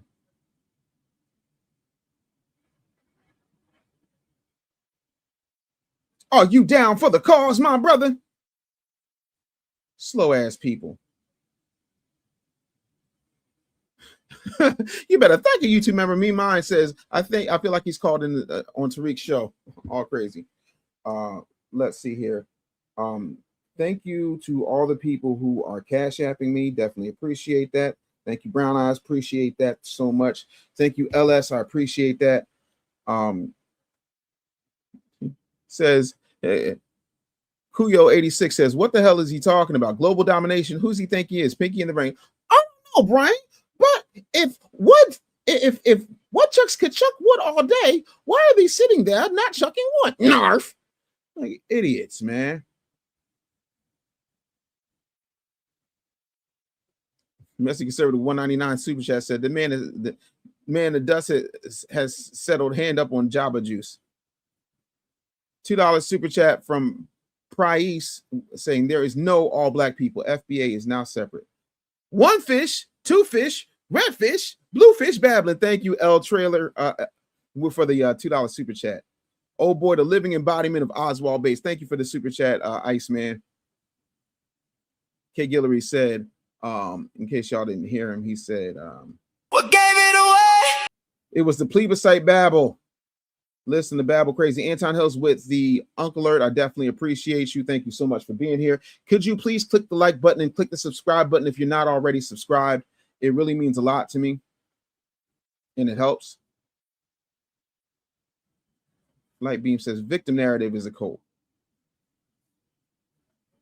Well, the plan is 2 Corinthians chapter 5 and 6. Wait, what? What in the Jamal Bryant are you doing right now, sir? Stop that. Can't worry about worldwide domination when you can't, right? You ain't got to foot in your own country's politics. It's just insane to me. The reason, and I know y'all say it's a waste of time, but the thing of it is, when it comes to these folks, I need y'all to see how stupid these pan goofies are in real time, because none of them can bring an actual army. None of them can bring an actual argument that makes any sense. No, I know. They ain't gonna do that though. Chassis says, congratulations on the weight loss. I appreciate it. Thank you so much. Crab Geek says they hunt mosquitoes for them burgers. See, that's wrong. They don't hunt mosquitoes. They're actually lake flies, and there's so many of them. Let's go there. So Michael is talking typical pan goofiness. Yeah, they never have a plan. They just want to sit around, smoke weed all day, light up some incense, and drink and sound crazy. High five to the Brooklyn Queen. Thank you so much for the 100 jewels. Gregarious, you better thank a YouTube member with the $4.99 Super Chat. Said, dude was on some Afro fantasy sus. We're not the Vitramites. We're going to have domination. But see, the Vitramites could fly, and they knew how to unalive people. Like, they had a plan, a system. Like, you can't provoke somebody who is staying stoic. A-Money says, I agree with the business bully. I appreciate you. They never have a plan. Oh, pan pizza babbling. Eating beef patties and smoking cheap weed is crazy. Same, but I'm not pan goofy. I don't understand what you're talking about, Sour Patch Ron. What's on your brain, my friend? Okay, so Aaron Black is trying to connect. We'll see if he can get his camera on.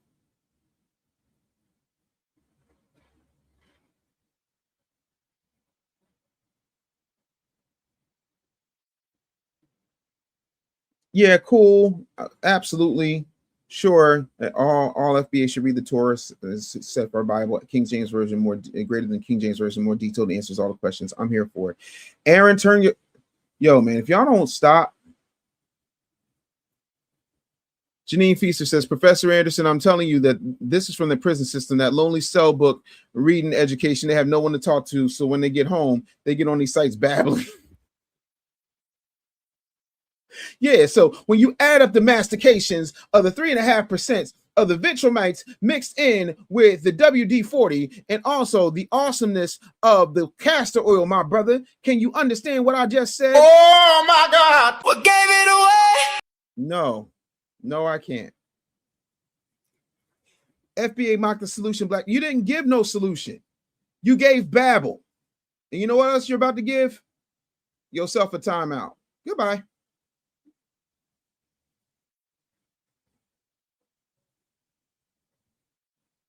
Ain't nothing wrong with smoking a lot at all.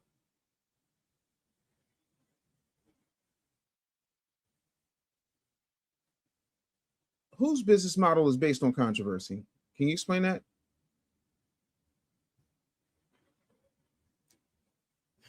Got the jojoba oil. Let me see here. Hold on one second. Trenton Mix with the $5 super chat said the global economic of the solution of the dominance of supremacy of superior time wasting. Absolutely. And that's exactly what it comes down to. This is a babble-free zone. Hoodie says, Dave, why are the tethers always pocket watching as if we're not supposed to make money off our own culture, lineage, and history? I don't care. Y'all can say I'm begging on YouTube all day. Guess what? In the time that you're sitting up here telling me I'm begging on YouTube, I wrote my doctoral thesis, defended it, put it up for people to see, submitting it for peer review today, and I built a YouTube channel that is doing better than most of you. So who's doing what? Other than you Otis Redding ass Negro sitting on the dock of the bay, wasting time, babbling away. Yeah, you sitting on the dock of the bay, tether babbling.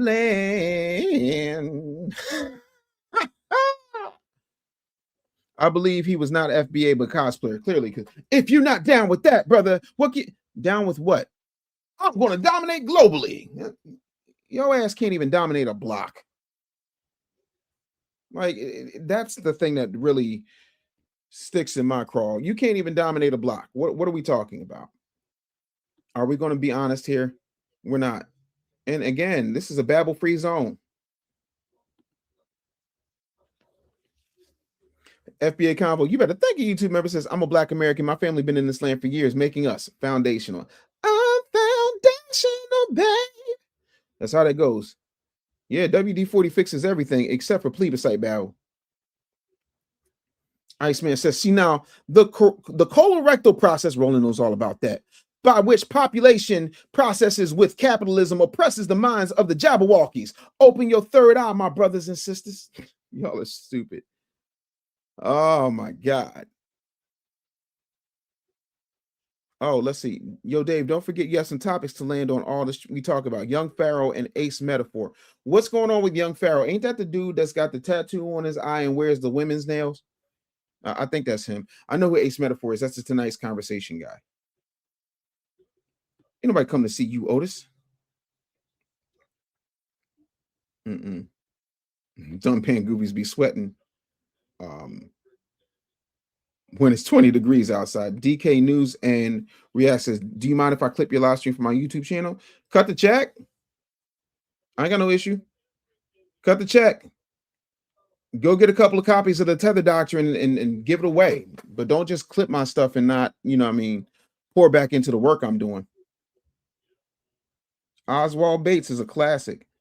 Mommy Track with the Tool Jewels. Thank you for the 100. I appreciate that. All right, yeah, it's time. I forgot. Say France got Van Lathan on the podcast. Let's go over to 154. Let's get rid of Dr. Umar. I don't want to see that mess. Okay, God, oh see. Okay, so let's get to this because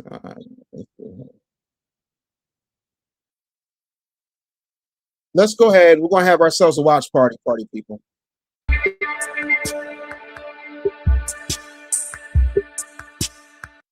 Some time ago, you had Manuel Lacho on the podcast. Yeah. Oh, yeah. And so what he said was profoundly insulting. John Wayne, out of his mouth, said that he believes in white supremacy until Black people are involved enough to take care of themselves.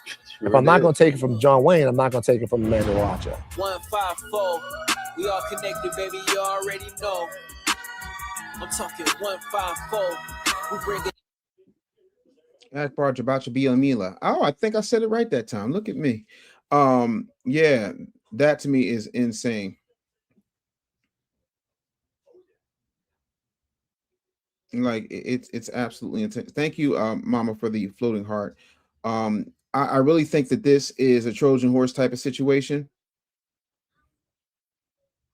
Okay, so he avoided the F out of you. I don't think that that's what's happening. But we're gonna see. We're gonna see.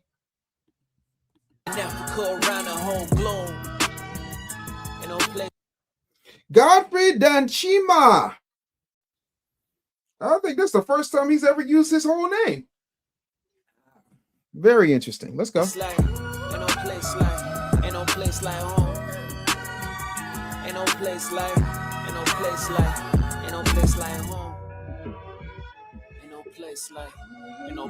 Welcome back to another episode of 154. Today's guest is one of the most respected and influential voices in media. Raised in Louisiana with roots in Nigeria, he's an academic. I'm sorry. Wait, what did he? What did? Oh my God! I'm confused. Let me hear that again. Guest is one of the most respected and influential voices in media. Raised in Louisiana with roots in Nigeria. Huh? I know we're not talking about a 23andMe test. I know we're not doing that. We can't be, but let's go. He's an academic award-winning executive producer, earning an Oscar for Best Live Action Short Film. He's an NAACP Image Award nominated podcaster, unfiltered host, fearless media personality, bold political commentator, acclaimed writer, powerhouse journalist, cultural critic, insightful author, and successful entrepreneur who's become one of the most trusted voices in modern media. Many first got to know him during his time at TMZ, but today he's become a media force in his own right. He's a Black media staple who's never been afraid to challenge the status quo or speak uncomfortable truth. Whether he's breaking down politics, pop culture, race, or sports, he's built a reputation for telling it exactly like he sees it. He's never been afraid to say what everyone else is thinking. Please welcome the one and only Van Lathan to 154. Wow. Bro, that's a hell of an intro. Yeah, man. Right? And guess what? He wrote it all. Yeah, man. This was not an AI intro. Yeah, this was man. Bueller, get ready to try and justify a whole bunch of Trojan horse stuff right here. But we want to keep it going because I don't know if there's going to be babble or not, but we're going to find out. Let's go. Real intro. That's phenomenal. I feel at home. Appreciate A lot y'all. of commas in that also. And he's one of the greatest Black men ever. He once met Harriet Tubman. I said, all right, Godfrey, damn, just stop it right there. No more My mama commas. gonna love that. You heard what the man said about you? She love that type of stuff. Because you're from the South, does your mom sit on the porch and like, you heard what you said what they heard about my baby? Absolutely. Yeah. Sitting on the porch is a Southern tradition. Yeah. It's hot. Sometimes it's hotter inside, but also it's community. Yeah. You just you see the woman across the street, your neighbor, there's storylines and all of that stuff. I don't know. This is the first time I've ever heard anybody say that Van Lathan is rooted in Nigeria. I don't know if it's a 23andMe test or if this whole time he's been Nigerian. I don't know. We got to get clarity on that. It's commune with Neighborhood watch. You know what's so crazy? When you just said that, you took me back because I grew up here in LA in Crenshaw, and we had an old. He loves saying that, but yet and still, Godfrey had to explain to him what foundational Black Americans did in this country. So how do you grow up in Crenshaw and you don't seem to understand anything about the people that you say that you're just like? Neighbor, rest her soul, Miss Thomas, and she was from Louisiana, and she used to always just sit back on the porch like this, and we'd be running up and down the street, running like, "Now, you stop over there! I'm gonna tell your daddy." Yep. Right? It was just like, And she was, I mean, literally had the pulse on the entire neighborhood. Yes. And so you try to do things around the corner so Miss Thomas couldn't see. You ain't heard and it from me. She's from Louisiana too. Right, and you respected her. We did. We absolutely, we cried when she left us. You know what I mean? It's like, I was like, oh, I mean, all the time she told on us and all the whippings we got, but we, you know, you respected her because she was the one out there all day Caring watching for us. everybody. Yeah, for everybody. Yeah, man. Well, before we kind of get into it, man, we have our tradition. Okay. You know, there's a link. We're going to get into that, you know, to the Nigerian roots. But we have, you know, Nigerian snack here, chin chin. We have palm wine. Have you ever had any I of have this? not. Okay. Oh, okay. So now we're going to take the finest of bushmeats. I'm sorry. I'm y'all know I'm crazy. Go ahead. Never had this. Okay. Welcome Well, to the jungle. Okay. This is different now. Okay. This ain't like anything you've ever had before. All right. Straight from a palm tree too. Boom. Straight from a palm tree. Yeah. Squeeze the leaves. They didn't squeeze no the leaves. sap. This comes out of the thing at the bottom. Yeah, exactly. I don't know what it's called. Thanks for the explanation. The thing from the bottom, you know. The juice from the tree. All right, man. All right, cheers. Here we go. Cheers, man. My man. Cheers to brotherhood. Yes, sir. To brotherhood. Well, you got to try. Well, actually, we got to take a sip first. Yep. You see? Ooh, that's good. That's good. That's a fresh batch too. Very interesting taste, right? Very interesting. Savory, a little sweet. Oh, this is good as hell. Yeah. Now, be careful now because it's gonna get me. Yeah, because it's so light, but yet it will just sneak up on you. Right You there. know? Like James Brown. Kid. How come y'all don't come out with y'all own palm wine brand? Everybody else doing that, man. Yeah, well, everybody you know, got some. yeah, we Taste of Niger. Yeah, taste. Ooh, I like that. Taste of Niger. There's a taste of Niger. Ooh, Yeah. How about Niger juice? Niger juice. That's very close to juice, but somebody walk in the store, man. You see, I got the coffee selling that juice. I got some juice right here. Oh man, so we gotta make the connection here. Yeah. When did you find out that you had roots and connection to Nigeria? Did the ancestry. Okay. So I was Bruh. Who going to talk? Okay, let him talk. Let me shut up. I work with a guy, Jomi, my man Jomi. His name is Oluwajumilaju. Okay. Hey. Yeah. Oluwakemi, so he's Yoruba. Yoruba. Yeah. Yoruba. And Nice. so I work with Jomi, and we all Wait. Well, I thought we was all one. Now we want to talk tribes. So now we're delineating from Yoruba from Igbo. So it's cool when they do it. It's a problem when we do. Okay. Jomi comes from a beautiful family. Yeah. A beautiful Nigerian family. Jomi teaches us just from knowing his people. Yep. I've learned so much. He taught me about the prostrating. Oh, the process. Oh yeah, when you have to. Oh yeah. He taught like Jomi taught me about the prostrating. Yes. I got deep a couple of years ago into the Jollof Wars. Yep. Yeah. So if you ever wanted to like just have fun on Twitter, I just go, yo, man, I just came from Jomi and them place. I gotta say, Nigerian Jollof is the greatest Jollof of all time. Ladies and gentlemen, thank you so much. See, Jollof Wars, differentiation, delineation. Oh, but I thought we was all the same. You, me, Sam. We, Dave. Why are you doing this? We are the same, Dave. Yeah, nobody from LA says, I grew up in Crenshaw. I ain't never heard that a day in my life.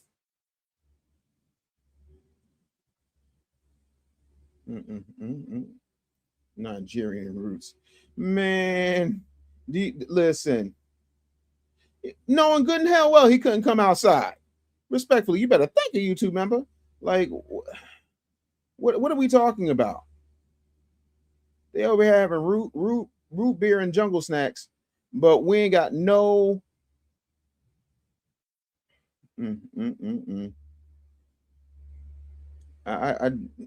Why you say bushmeat brunch cake, Guillory? That is horrible. Palm wine got particles in it. I hate y'all so much. Why are y'all like this? 23andMe. I did ancestry. Terry Flowers said the hairline did it all. Gave it away. I hate it here. I do. Oh, real quick. I just got a thing. Says Hey, Dave, did you see the story of the Nigerian guy that disrespected FBAs on X and he got off by his YT girlfriend? She got 6 years in prison, hashtag 1FBA. Listen, it happens. I hate to see that. I do. Forgot we were in the 1FBA section of the show. But let's keep rolling because I want to see where this goes because I know that he's going to bring up the foundational stuff. Podcast is over. And then people hit you up. Yo, have you ever had Ghanaian Jollof from Senegal? Like, wait. There's Senegalese Jollof too. I knew there was Ghanaian Jollof and I knew there was Nigerian Jollof, but there's Senegalese Jollof. Where does Akon land in this subject? Anybody? Bueller? Like Sierra Leone, all of that. Yeah. So just Sierra Leone has Jollof too. So now there's 4 different types of Jollof. Every time it's like the Care Bears, and all of a sudden you find out there's Care Bear cousins. I did not know that there were so many people making the same type of rice but different. I have had. So I'll go back to finish. Is that I did the ancestry, then I hit Jomi. I'm like, look, bro, 20%, 20%. Never mind. Nigerian, that's a lot. Yeah. And I think just from being around his family and being around his culture, I've seen them take who they are and bring it here to America. Jomi was born in Nigeria, but he left when he was very, very young. Yeah. So he is an American black man, but at the same time, what orients his view of the world and his view of himself are the bonds and the cultural roots from his country. Oh, did you hear what he said? Because I need y'all to understand that. So that when we have this conversation about we're going to go back just a little bit because I want y'all to hear what he said. Is an American black man, but at the same time, what orients his view of the world and his view of himself are the bonds and the cultural roots from his country. Right there. He's a American black man, but what bonds him and what grounds him are the bonds and the cultural roots from his country. Akbar, anybody? Godfrey, anybody? No, I'm from Chicago. He grew up in Crenshaw. He went to Cranbrook. That's a private school. But when you go home, you are in a Nigerian household. But that don't have no impact. Do you see? Consider him an American black man. You hear what he just said? I know. They about to jizz in their pants. Look at the jizz face. Look at the jizz face Akbar has right now. He's jizzing. Oh, he got his old face. Eyes all bucking. Thank you, Power Players, for the happy poop. Y'all see this? Yeah, they're definitely playing the DNA split taste game, Dave. Yeah, absolutely, Taz. I agree with that. This is insane. Dominique said, Van gonna hold it down. I got faith in him. I don't know. It's looking real soft. It's looking real soft. This looks very soft, Shuey, but it's early. We're gonna let it rock. Let's go ahead and let's keep listening. Go ahead. Go. You go. You, as an American black man, just said, he's an Here we go. American black man. Right. He was born in Nigeria. Yeah. We were both born here. Right. And sometimes we get toasted in the comments. The reason Godfrey gets toasted in the comments and the reason that Akbar gets toasted in the comments is because you start talking about us as if we're not there and you don't ever have us in the room. And you're very specific if you do have us in the room, the type of us that you have in the room. You want friendly fire. You don't want to have anybody test what it is that you're saying. And that in and of itself is disingenuous. And yes, nobody denied that you have an American nationality, but that does not mean you have a foundational Black American ethnicity. There is a difference. I'm sorry. You would never go to a Jamaican and call him a Trini, but we get toasted. Yes, you do. Like a marshmallow. You guys are tethers. Have you heard that one? I have. I don't know what the hell a tether is. Every week he said he don't know what a tether is. Does he have some type of Finding Nemo, Dory style amnesia? Every 4 seconds or every episode he forgets what a tether is. Godfrey's explained it to him. Other people have explained it to him. The comments have explained it to him. But somehow Akbar just does not seem to know what a tether is. How does that happen day after day, night after night, week after week, month after month? How does he not understand?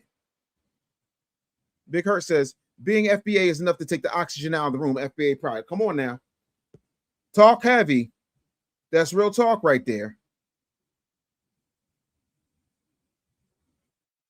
Spitting in the DNA is wild work, Taz. I hate you so much right now. They invited an FBA up there because they know they wouldn't invite a regular foundational Black American. Well, if me being regular is what I am, I'll be regular all day, every day. But I'm not going to acquiesce, and I'm not saying that that's the case right now. But Joel off wars, like, man, gone. They do this every single episode because they want somebody to co-sign them. To me, this is as intellectually disingenuous as when Grant Cardone said he wants somebody to allow him to say the N-word. Let me pull that up. Hold on, let me see something.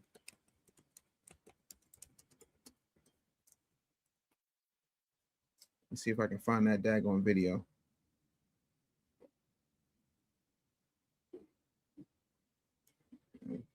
So I know he tried to get it white, but I know it's in here. Real quick, because I just want to pull it up so y'all can get the context. You know what? I'll do it later. I'm not going to let my ADHD kick in. I'm going to just go ahead and try to get through this Godfrey thing. Still don't get it. So, and we were born here. Right. Yeah. Crenshaw, Chicago. Mm-hmm. And the fact that you called your man. So he is. Okay. Okay. He is not a Black American. Thank you. Right. He's an American Black man. Okay. So what's the difference? Yeah. How do you distinguish it? You know the difference. The difference. So the way I distinguish the difference is this. We're all Black. Yep. Yes. He is American by nationality, right? Yes. So that makes him an American Black man. I feel like where we trip each other up a lot of times is that when I say Black American, what I mean is that my ancestral home is South Louisiana. Right on. Thank you. That's my ancestral home. Right on. My lineage and my origin, as is the rest of the world's, is African. And I think there's a lot of humanity and a lot of understanding that's to be taken from that. Yeah. It's very important that Black people know that there is a lineage and a history that predates white supremacy, that predates the invention of the word Black to describe you as Black. That's right. You just have to know that, because if you don't know that, then white people invented you. And so that's not the way that it happened. As a matter of fact, it's probably more accurate that you invented them. But the reality of the situation is, as far as my culture, what I am, that was established by old Black people from South Louisiana that had to reinvent a culture on the fly in some of the harshest, most dire circumstances. I honor them by honoring their cultural technology. That's not to be different or to set myself apart from worldwide diasporic Blackness. That's not what I'm trying to do. Yeah, right. But my identity is in them. Sure. In their unique sacrifice and struggle and what they had. That's right. You better thank a foundational Black American. You better thank a foundational Black American for the 13th Amendment. You better thank a foundational Black American for the 14th Amendment. You better thank a foundational Black American for the 15th Amendment, because that's who you need to be thanking. Let's be really clear about that. So, in case y'all forgot. So I'm not going to sit here and say I'm going to do something that's only going to benefit Black people. No. All right, let's keep going. Yeah, and you know what? I love your take on that. I really do. Great. I appreciate Yeah. it, because I look at it, if I even centralize it to the United States, you see the cultural difference between the U.S., the West Coast, the Midwest, the South, the East Coast. But then there is this identity that links us all. And I think where, Godfrey and I get frustrated because, you asked earlier before we got on 154. 154 means one continent, Africa, 54 countries that make up Africa. But when you go back to the one, there's one diaspora when it comes to the African diaspora. And so the entire premise of this podcast is to be able to unite us. And so when we get the, division in the comments, it's like, it's so irritating. And you go like, how can you elevate the conversation? I think of Michelle Obama. When they go low, you go high. But there's this. Here's my issue. Where's all this elevating the conversation when Nigerians are fighting each other? When Nigerians are being kicked out of South Africa? When you have Jamaicans saying that they would rather die than have Haitians come? I feel like a broken record at this point. How many times do I have to explain this? So don't talk to me about division when if it was one continent, why is there so many countries and why are them countries always fighting each other? Why is there so many languages and all those languages are still being spoken? There's not one universal African language. Anybody? Somebody tell me how. What are we talking about? This is so disingenuous. K. Guillory says with the 199 super chat, in Akbar's defense, I don't know what bushmeat is. Got it! Oh my God! All right, let's keep going. Big Hurt says with the $5 super chat, that didn't go the way they wanted. Van Lathan FBA, yeah, but he's got his way of doing things. I got mine. I'm gonna have a conversation with him. The idea of just trying to separate us rather than going, hey, you know, you just live on this side, you live on that side. But when you go back all the way, and I mean, my man's Godfrey's got the history down, you know, and I've learned so much from him in that when you think about, you know, go back. But he grew up in Crenshaw. You had to meet Godfrey because you and Godfrey ain't childhood friends.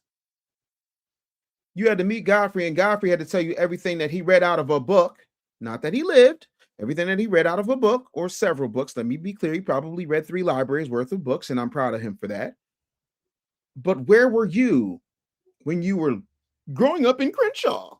To 1884, the breaking up or the dividing of Africa, right? Mm-hmm. And you start thinking, you're going, wait, they just went up in this joint and just started pulling cats out and pulling them to America and breaking them and taking them to Brazil and spread us all the way around and go, and we're not family? We're not what? You're not this. I'm like, how can you tell me that? Like, right? And so easily, the same way that an Igbo can tell a Yoruba that you're not the same, even though y'all occupy the same homeland. Bueller? That's where I get, you know, tripped up myself is going, I was born and raised, everything that's happened to me. I mean, in my lifetime, growing up in South LA, I was like, how am I any different outside of the fact that my family came from Nigeria? So I consider myself bicultural because I am. I grew up in 2 different cultures. I leave the house and go in one culture. I come home, I'm prostrating, I'm eating fufu. Thank you. When you cross your threshold, you're Nigerian. When you leave your home, then you get to cosplay as American. But when you're home, you're in a Nigerian house, even if that Nigerian house is located in Crenshaw. You know, I'm doing so. Yeah. Anyways, I don't know what your take is on that. Let me ask you this. Yeah. Why do you think they're doing that? The people that do that. Hate. You think it's hate? I'm gonna tell you why I think it's hate. Hate in what sense? Like they're hating on you because no, not hating on me. No, it has nothing to do with me. I think there's an insecurity in there, and I think it's trauma. When we're talking about trauma, there's trauma, and they take it out on you. Yes, because of them maybe not having cultural resolve. Or their own identity. I think we don't have cultural resolve in our own identity, and we have trauma, and we're taking it out on them. So we just woke up magically one day when people are saying things like, you know, I speak up for you MFers and my career would be further if it wasn't for me speaking up for you mother.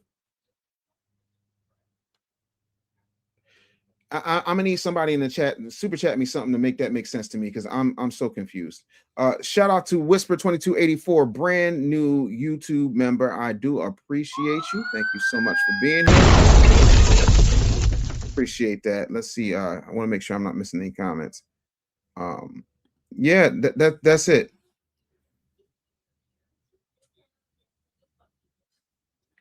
Yeah, Black American is not a costume you can just put on and take off. And they feel so comfortable just psychologically breaking it down, but not having that conversation with us. This is the first time I've ever seen what I would consider a foundational Black American on this show. It is the long-lasting impact of colonization, Jim Crow, right? And when you look at that, a man is saying that it's the long-time impact of colonization and not realizing that's very disrespectful. It's very obtuse. It is very disingenuous. That is as immature and as disrespectful as somebody coming to Akbar, Jabaja Bila Mila. I think that's it. and saying to him that he married a white woman because of Jim Crow and oppression and some type of diluted self-hate. You see how unfair and disrespectful that is? I know y'all do, but clearly he doesn't. Like, I'll never forget, and I tell this story all the time because it was a pivotal moment for me. I'm sitting in LA, and I remember the first time I cried going to school, and I didn't want to go to school, and I get there, teacher says my name, I got a long name, everybody laughs, I go home, and my dad, don't mind them, they're all Africans. I grew up in a predominantly black neighborhood. It made me feel so much better. I can't wait to go back to school, right? I didn't even iron my clothes, right? I can't Every month he tells this story at least once, like Rose from St. Olaf from the Golden Girls. wait to go back. My dad said, you guys are all African. No, I'm not. I got Indian in my blood. I'm Cree. I like anything to be anything but African. And I didn't know it then, but as I think about that, I'm going, oh wow, it's just anything to disconnect. Fast forward to now, you're seeing the FBA conversation and the ADOS conversation. It's like, man, it just takes me back to the idea that at the root of it is something wrong with being African, right? Like but that's propaganda too. Now, that's because that made us feel weird. Yeah. Because I remember, you'd be like, I'm African, but I'm Black American. Because you were embarrassed. Right. It was embarrassing. And I'm like, why am I kind of embarrassed by this? Because of the images they show purposely. They show the Black American in Nigeria as the thug, and that's not the truth. Right. When you really look at it, most Black people are educated as hell. Studying a lot of Black history in college, I was super militant. Right. I brought Stokely Carmichael to my college. Francis Cress Welsing I hung out with. Eleanor Holmes Norton, who's still in the Senate. We brought these people to our school, Sister Soldier, all of them. And I was educated by some of the coldest. I have Black friends. I do things with Black people. I studied Dr. Henry Clark, what's his name? Ben Yohanan. And I would go to Savior's Day. I'm in Chicago, so I go to Southside to go see the minister. You know what I'm saying? So I was really James Baldwin, I read everything. Yeah. And then yet you got people saying you're a Right. Dr. Graham just said, when in an intel briefing in Djibouti, Africa, it was explained to us that the natives could tell the difference between people and the different tribes. What gave it away? Okay, cool. You better thank a YouTube member. Shout out to Dr. Graham. Really appreciate you. They got to call me doctor now. Yeah, like I'm so confused by this, and I'm tired of people whittling us down to trauma and so-called white supremacy. This is insane. I'm trying to get there. How about FBA Red Breezy said, this is why they wouldn't dare have a brother like Dave Breezy on that show. You better talk heavy to him. Can y'all please hit the like button? I'm not asking y'all for much. Please hit the like button and please get a copy of the Tether Doctrine, because y'all really need to be able to have the ammo to break this stuff down. Lock Profits, you better thank a YouTube member with the $10 super chat said, why do they keep insisting we don't know our history when we acknowledge our Native American side? Because that goes against their agenda.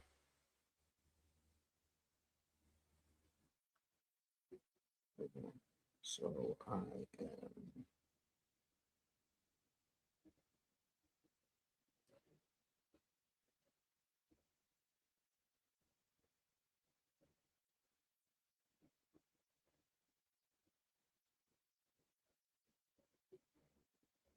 Yeah, buddy.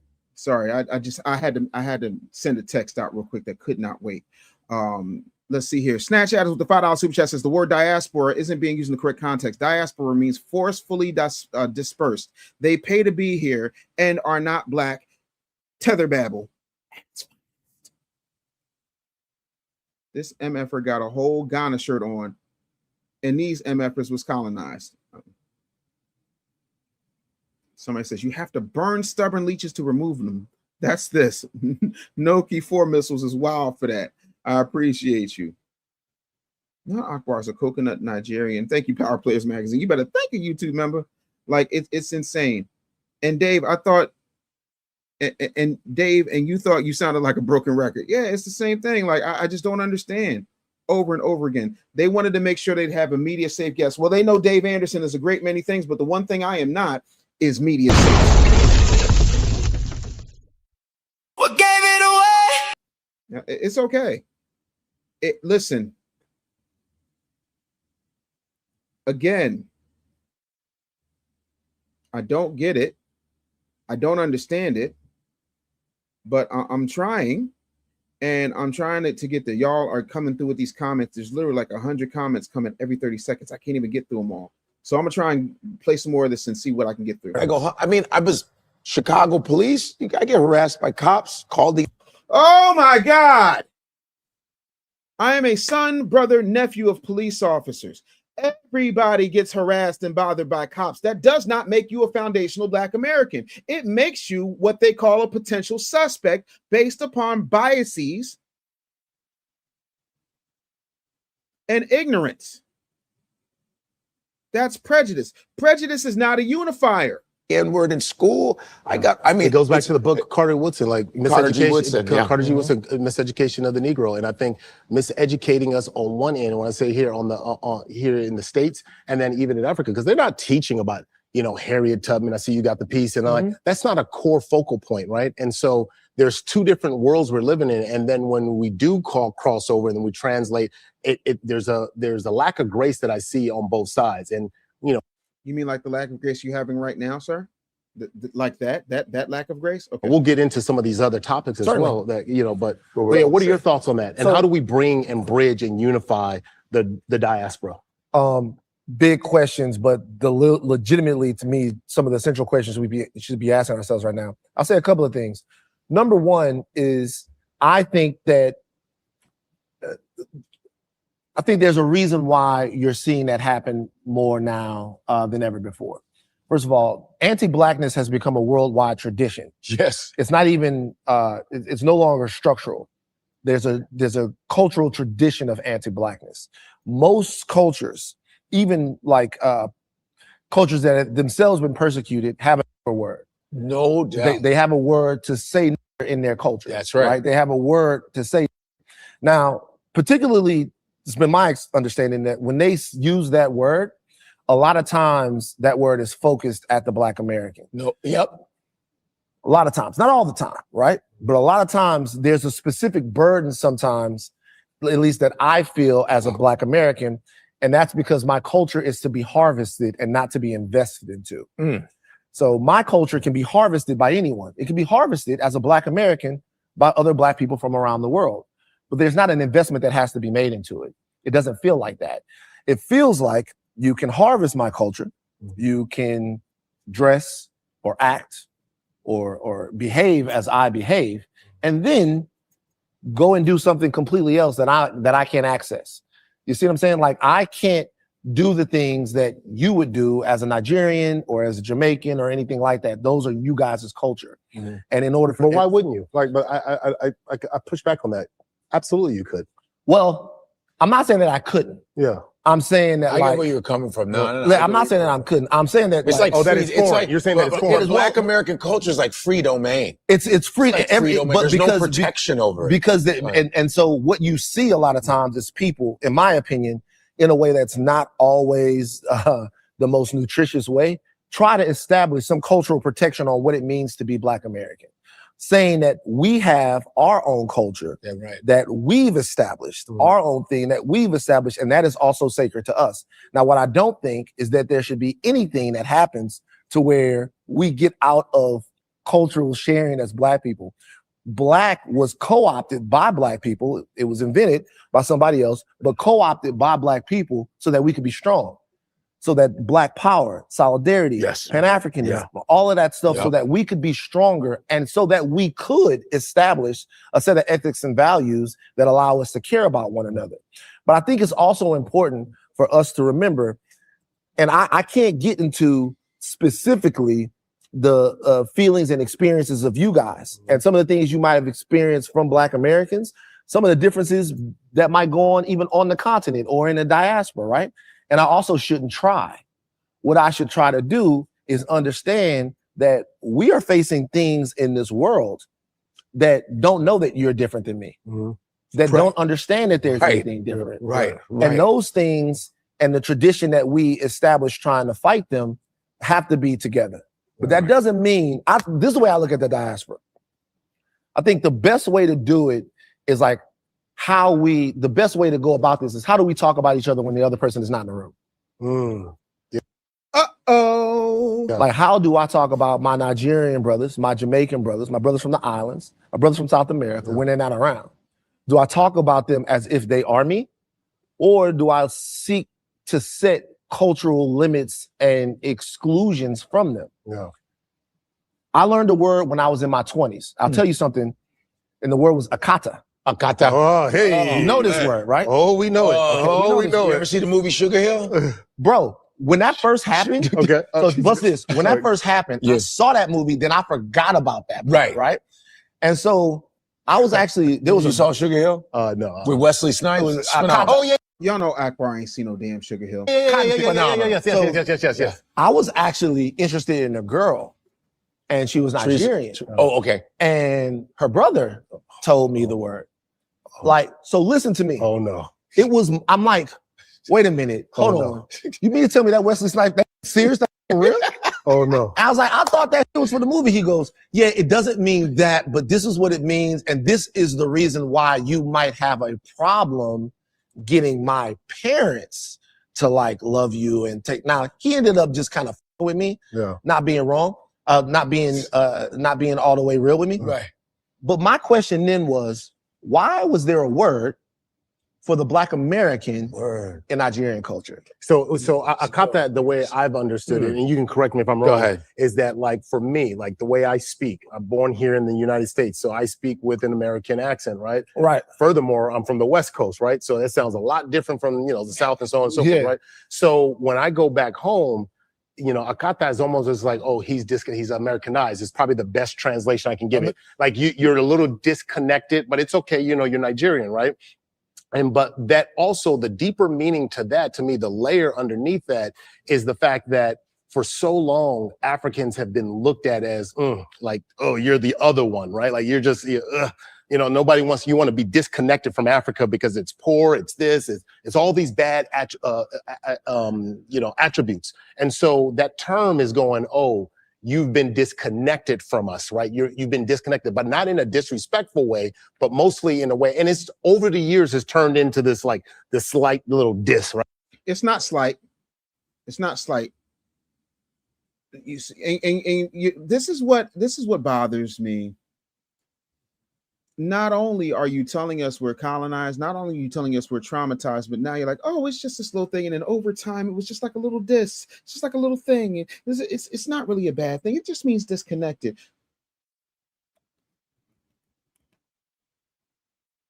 Really?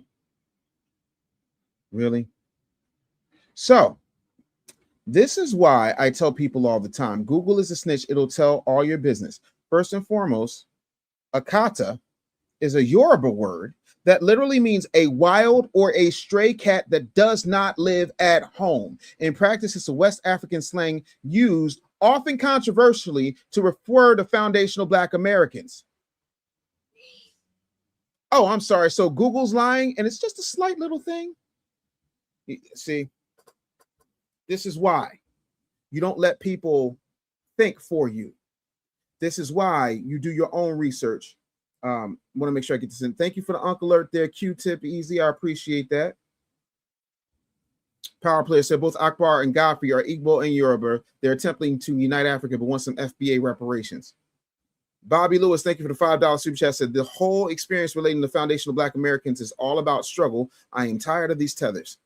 The Geek Surgeon says, Dr. D. Anderson. Dr. Anderson is proud of you. Keep up the work, DA, the Tethernator. I do what I can. Before we get out of here, I don't want to leave on a sour note. I want to remind you guys real quickly, two things. Make sure you get the Tether Doctrine, and also make sure you are downloading Jaro Go. But I have a question that needs to be debated. Hold on. First of all, let me get out of this. This is insane. Let me get out of this. Hold on.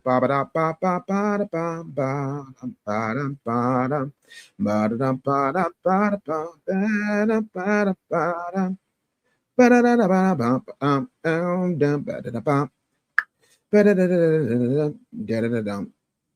right, real quick, y'all. I'm going to play this, and I need us to have a serious conversation. This is a serious debate I want to end the show with, and tomorrow we're going to pick up on the Godfrey Watch Party. I definitely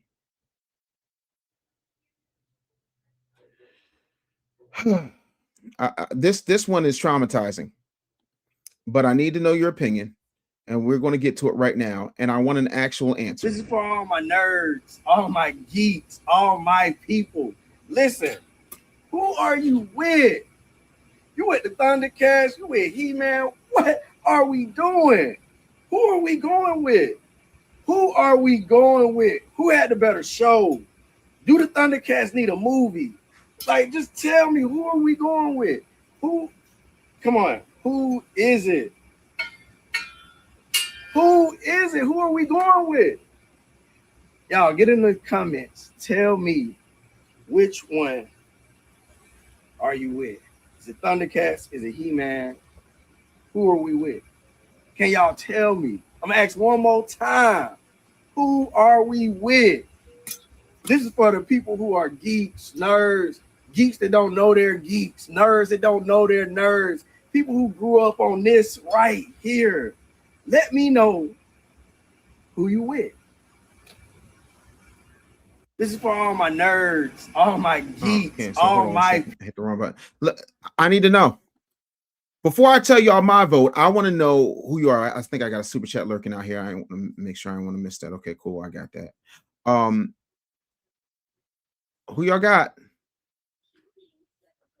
Who you got? Yeah, let me see. Oh my God. And I knew y'all was going to do this. I knew y'all was going to do it. Y'all are so predictable. I know my audience. My audience knows me. Yes, yeah. Iceman said, oh, damn. V says Thundercats. Thundercats all day. Craft Geek, you better thank a YouTube member. Thundercats. Oh no, it's going to be a nerd gauntlet in here. Oh yeah, no, we dive in deep. But let me explain to you because it's overwhelming. I don't see one person say He-Man yet.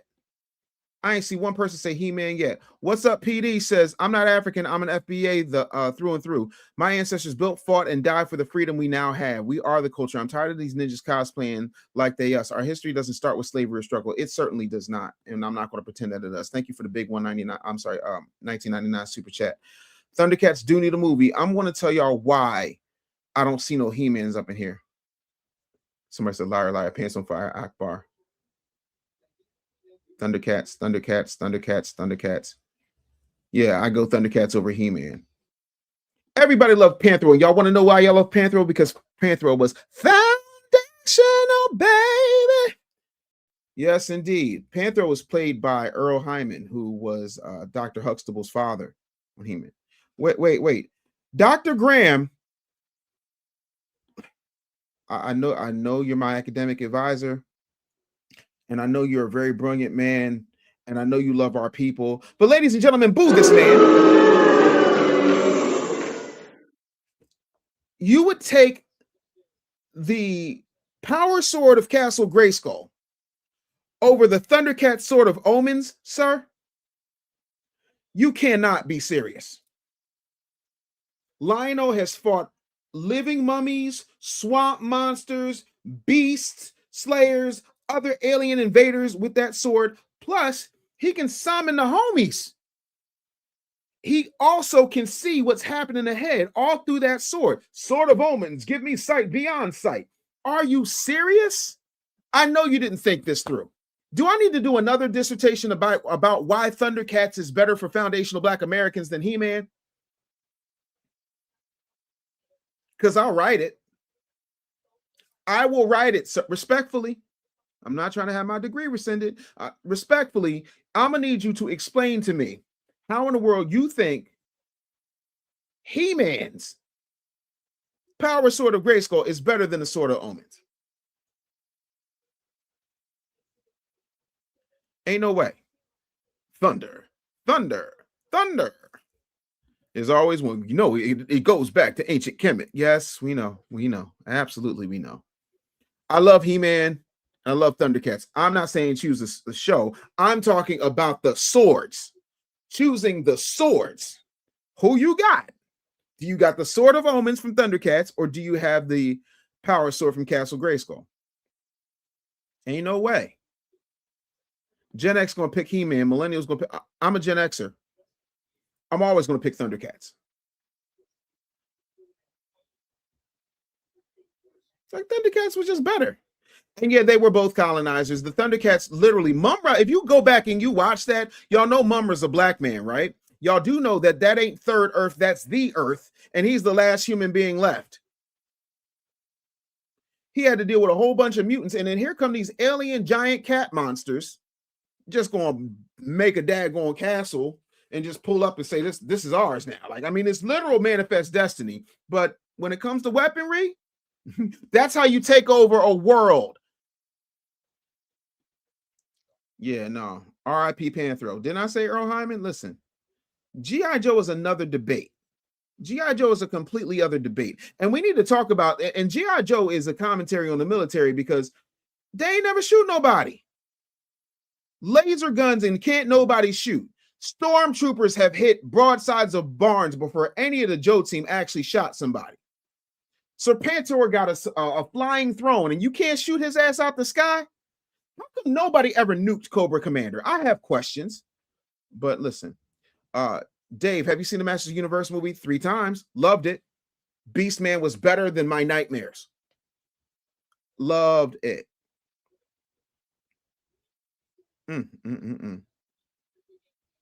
Yeah, the Thundercat sword is just more practical. It's bigger. Yeah, not y'all need. I didn't watch much TV. I'm a nerd, but He-Man over Thundercats. Doc, you on your listen. I appreciate everything you've done for me. I do, but you on your own with this one, bro. You better thank a YouTube member. I can't just boo this man. Thank you. Boo this man. Thundercats. Ho! Cold Crush pause. He said that Thundercat sword was way too long. Lionel couldn't carry it on his sleeve. Fair point. Tactical battles, but I mean, when you look at his level of mutant cat strength, I think it kind of evens out. Lionel wasn't tall.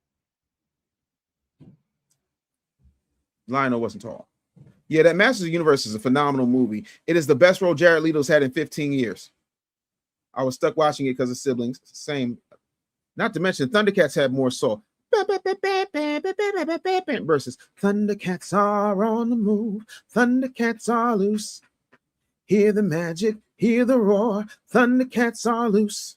And I know it's Feel the Magic, but I like Hear the Magic better. Anyway. Yeah.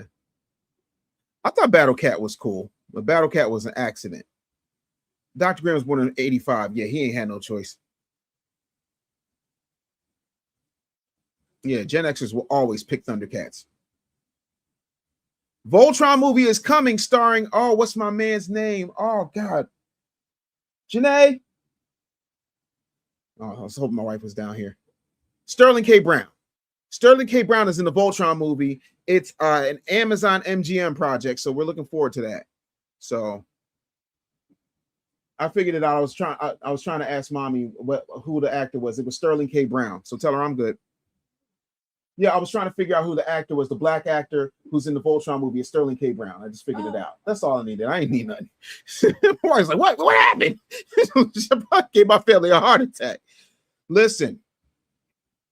All right, says, you know where I stand. Ho! And Panthro built the weapons. You want to know why? Because a black man had to make sure everybody was strapped. Anyway, listen, we can get off in the weeds. Tomorrow, we are nerding all the way out. Tomorrow's Talk Nerdy to Me Thursday. We're going to be talking about He-Man. We're going to be talking about Thundercats. We are going to be talking about G.I. Joe, but I thank you right now. It is definitely Thundercats versus G.I. Joe. We're going to do a whole bracket, and we need a bracket challenge. So I'm going to get the brackets together. Also, we're going to have all the details about the book club. Please make sure you get the Tether Doctrine today. Silverhawks versus Bionic 6. See, that's what I need. Cold Crush, give me a list. We're doing the gauntlet. We are going to do a whole bracket challenge. Yeah, nah. But Thundercats is what that is. Yep, tomorrow it's going to happen. Skeletor was phenomenal in Masters of the Universe. Miss Cherokee. See, now yours is coming out. She said, "Ho" is a hip hop call, and they did it just like that. Thundercats. Ho, oh. Man, listen.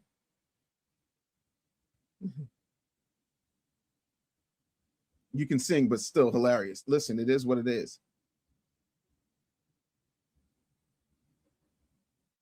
G.I. Joe, everybody exited the vehicles before they exploded. No, we're not talking about the original Ghostbusters versus Let's Go Ghostbusters. We're not doing that. Horrible. Yeah.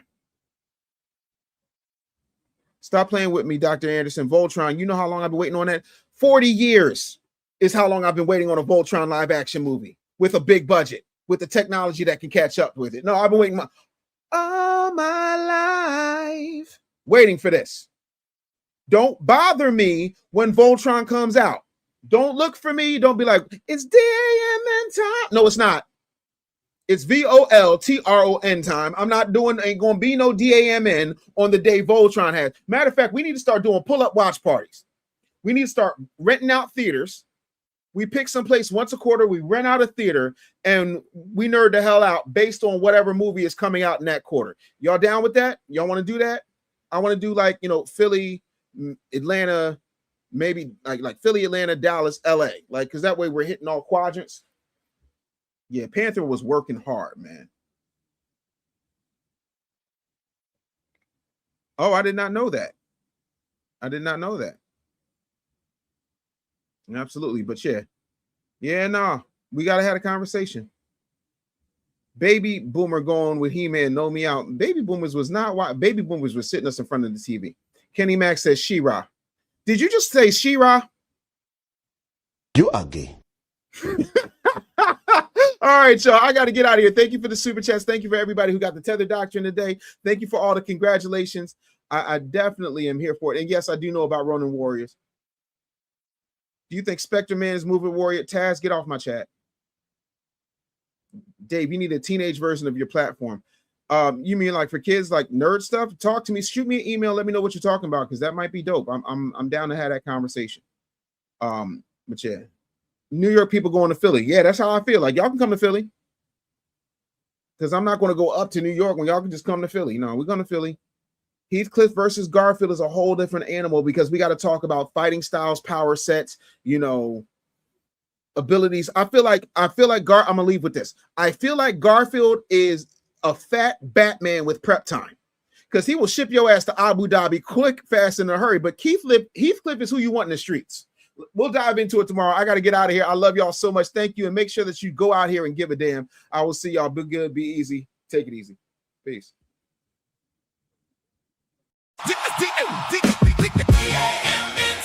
D.A.M.N time. Wake up, it's D.A.M.N time. D.A.M.N time. Truth in the booth and the whole chat line. I walk in with the facts, no fluff in the bag. Hot coffee, cold truth, let me raise that flag. They came for the jokes, but they stayed for the lesson. I turn headlines into business confessions. I don't do fake, I don't tap dance nice. I say what I said, then I say it twice. If the world gone crazy, I'm the morning alarm. With a mic in my hand and some smoke in my palm. Say D.A.M.N. D.A.M.N. Say it one more time. D.A.M.N. If the truth hit hard, let it ride. If the show got value, put some love inside. It's D.A.M.N. Everybody say it. D.A.M.N. Don't just replay it. D.A.M.N. We live in the chat. If the facts hit home, go and tap that tap. D.A.M.N. Hands in the sky, wake up, get smart, let the nonsense die. Tap that tap, drop that love. Shack going crazy when that truth show up.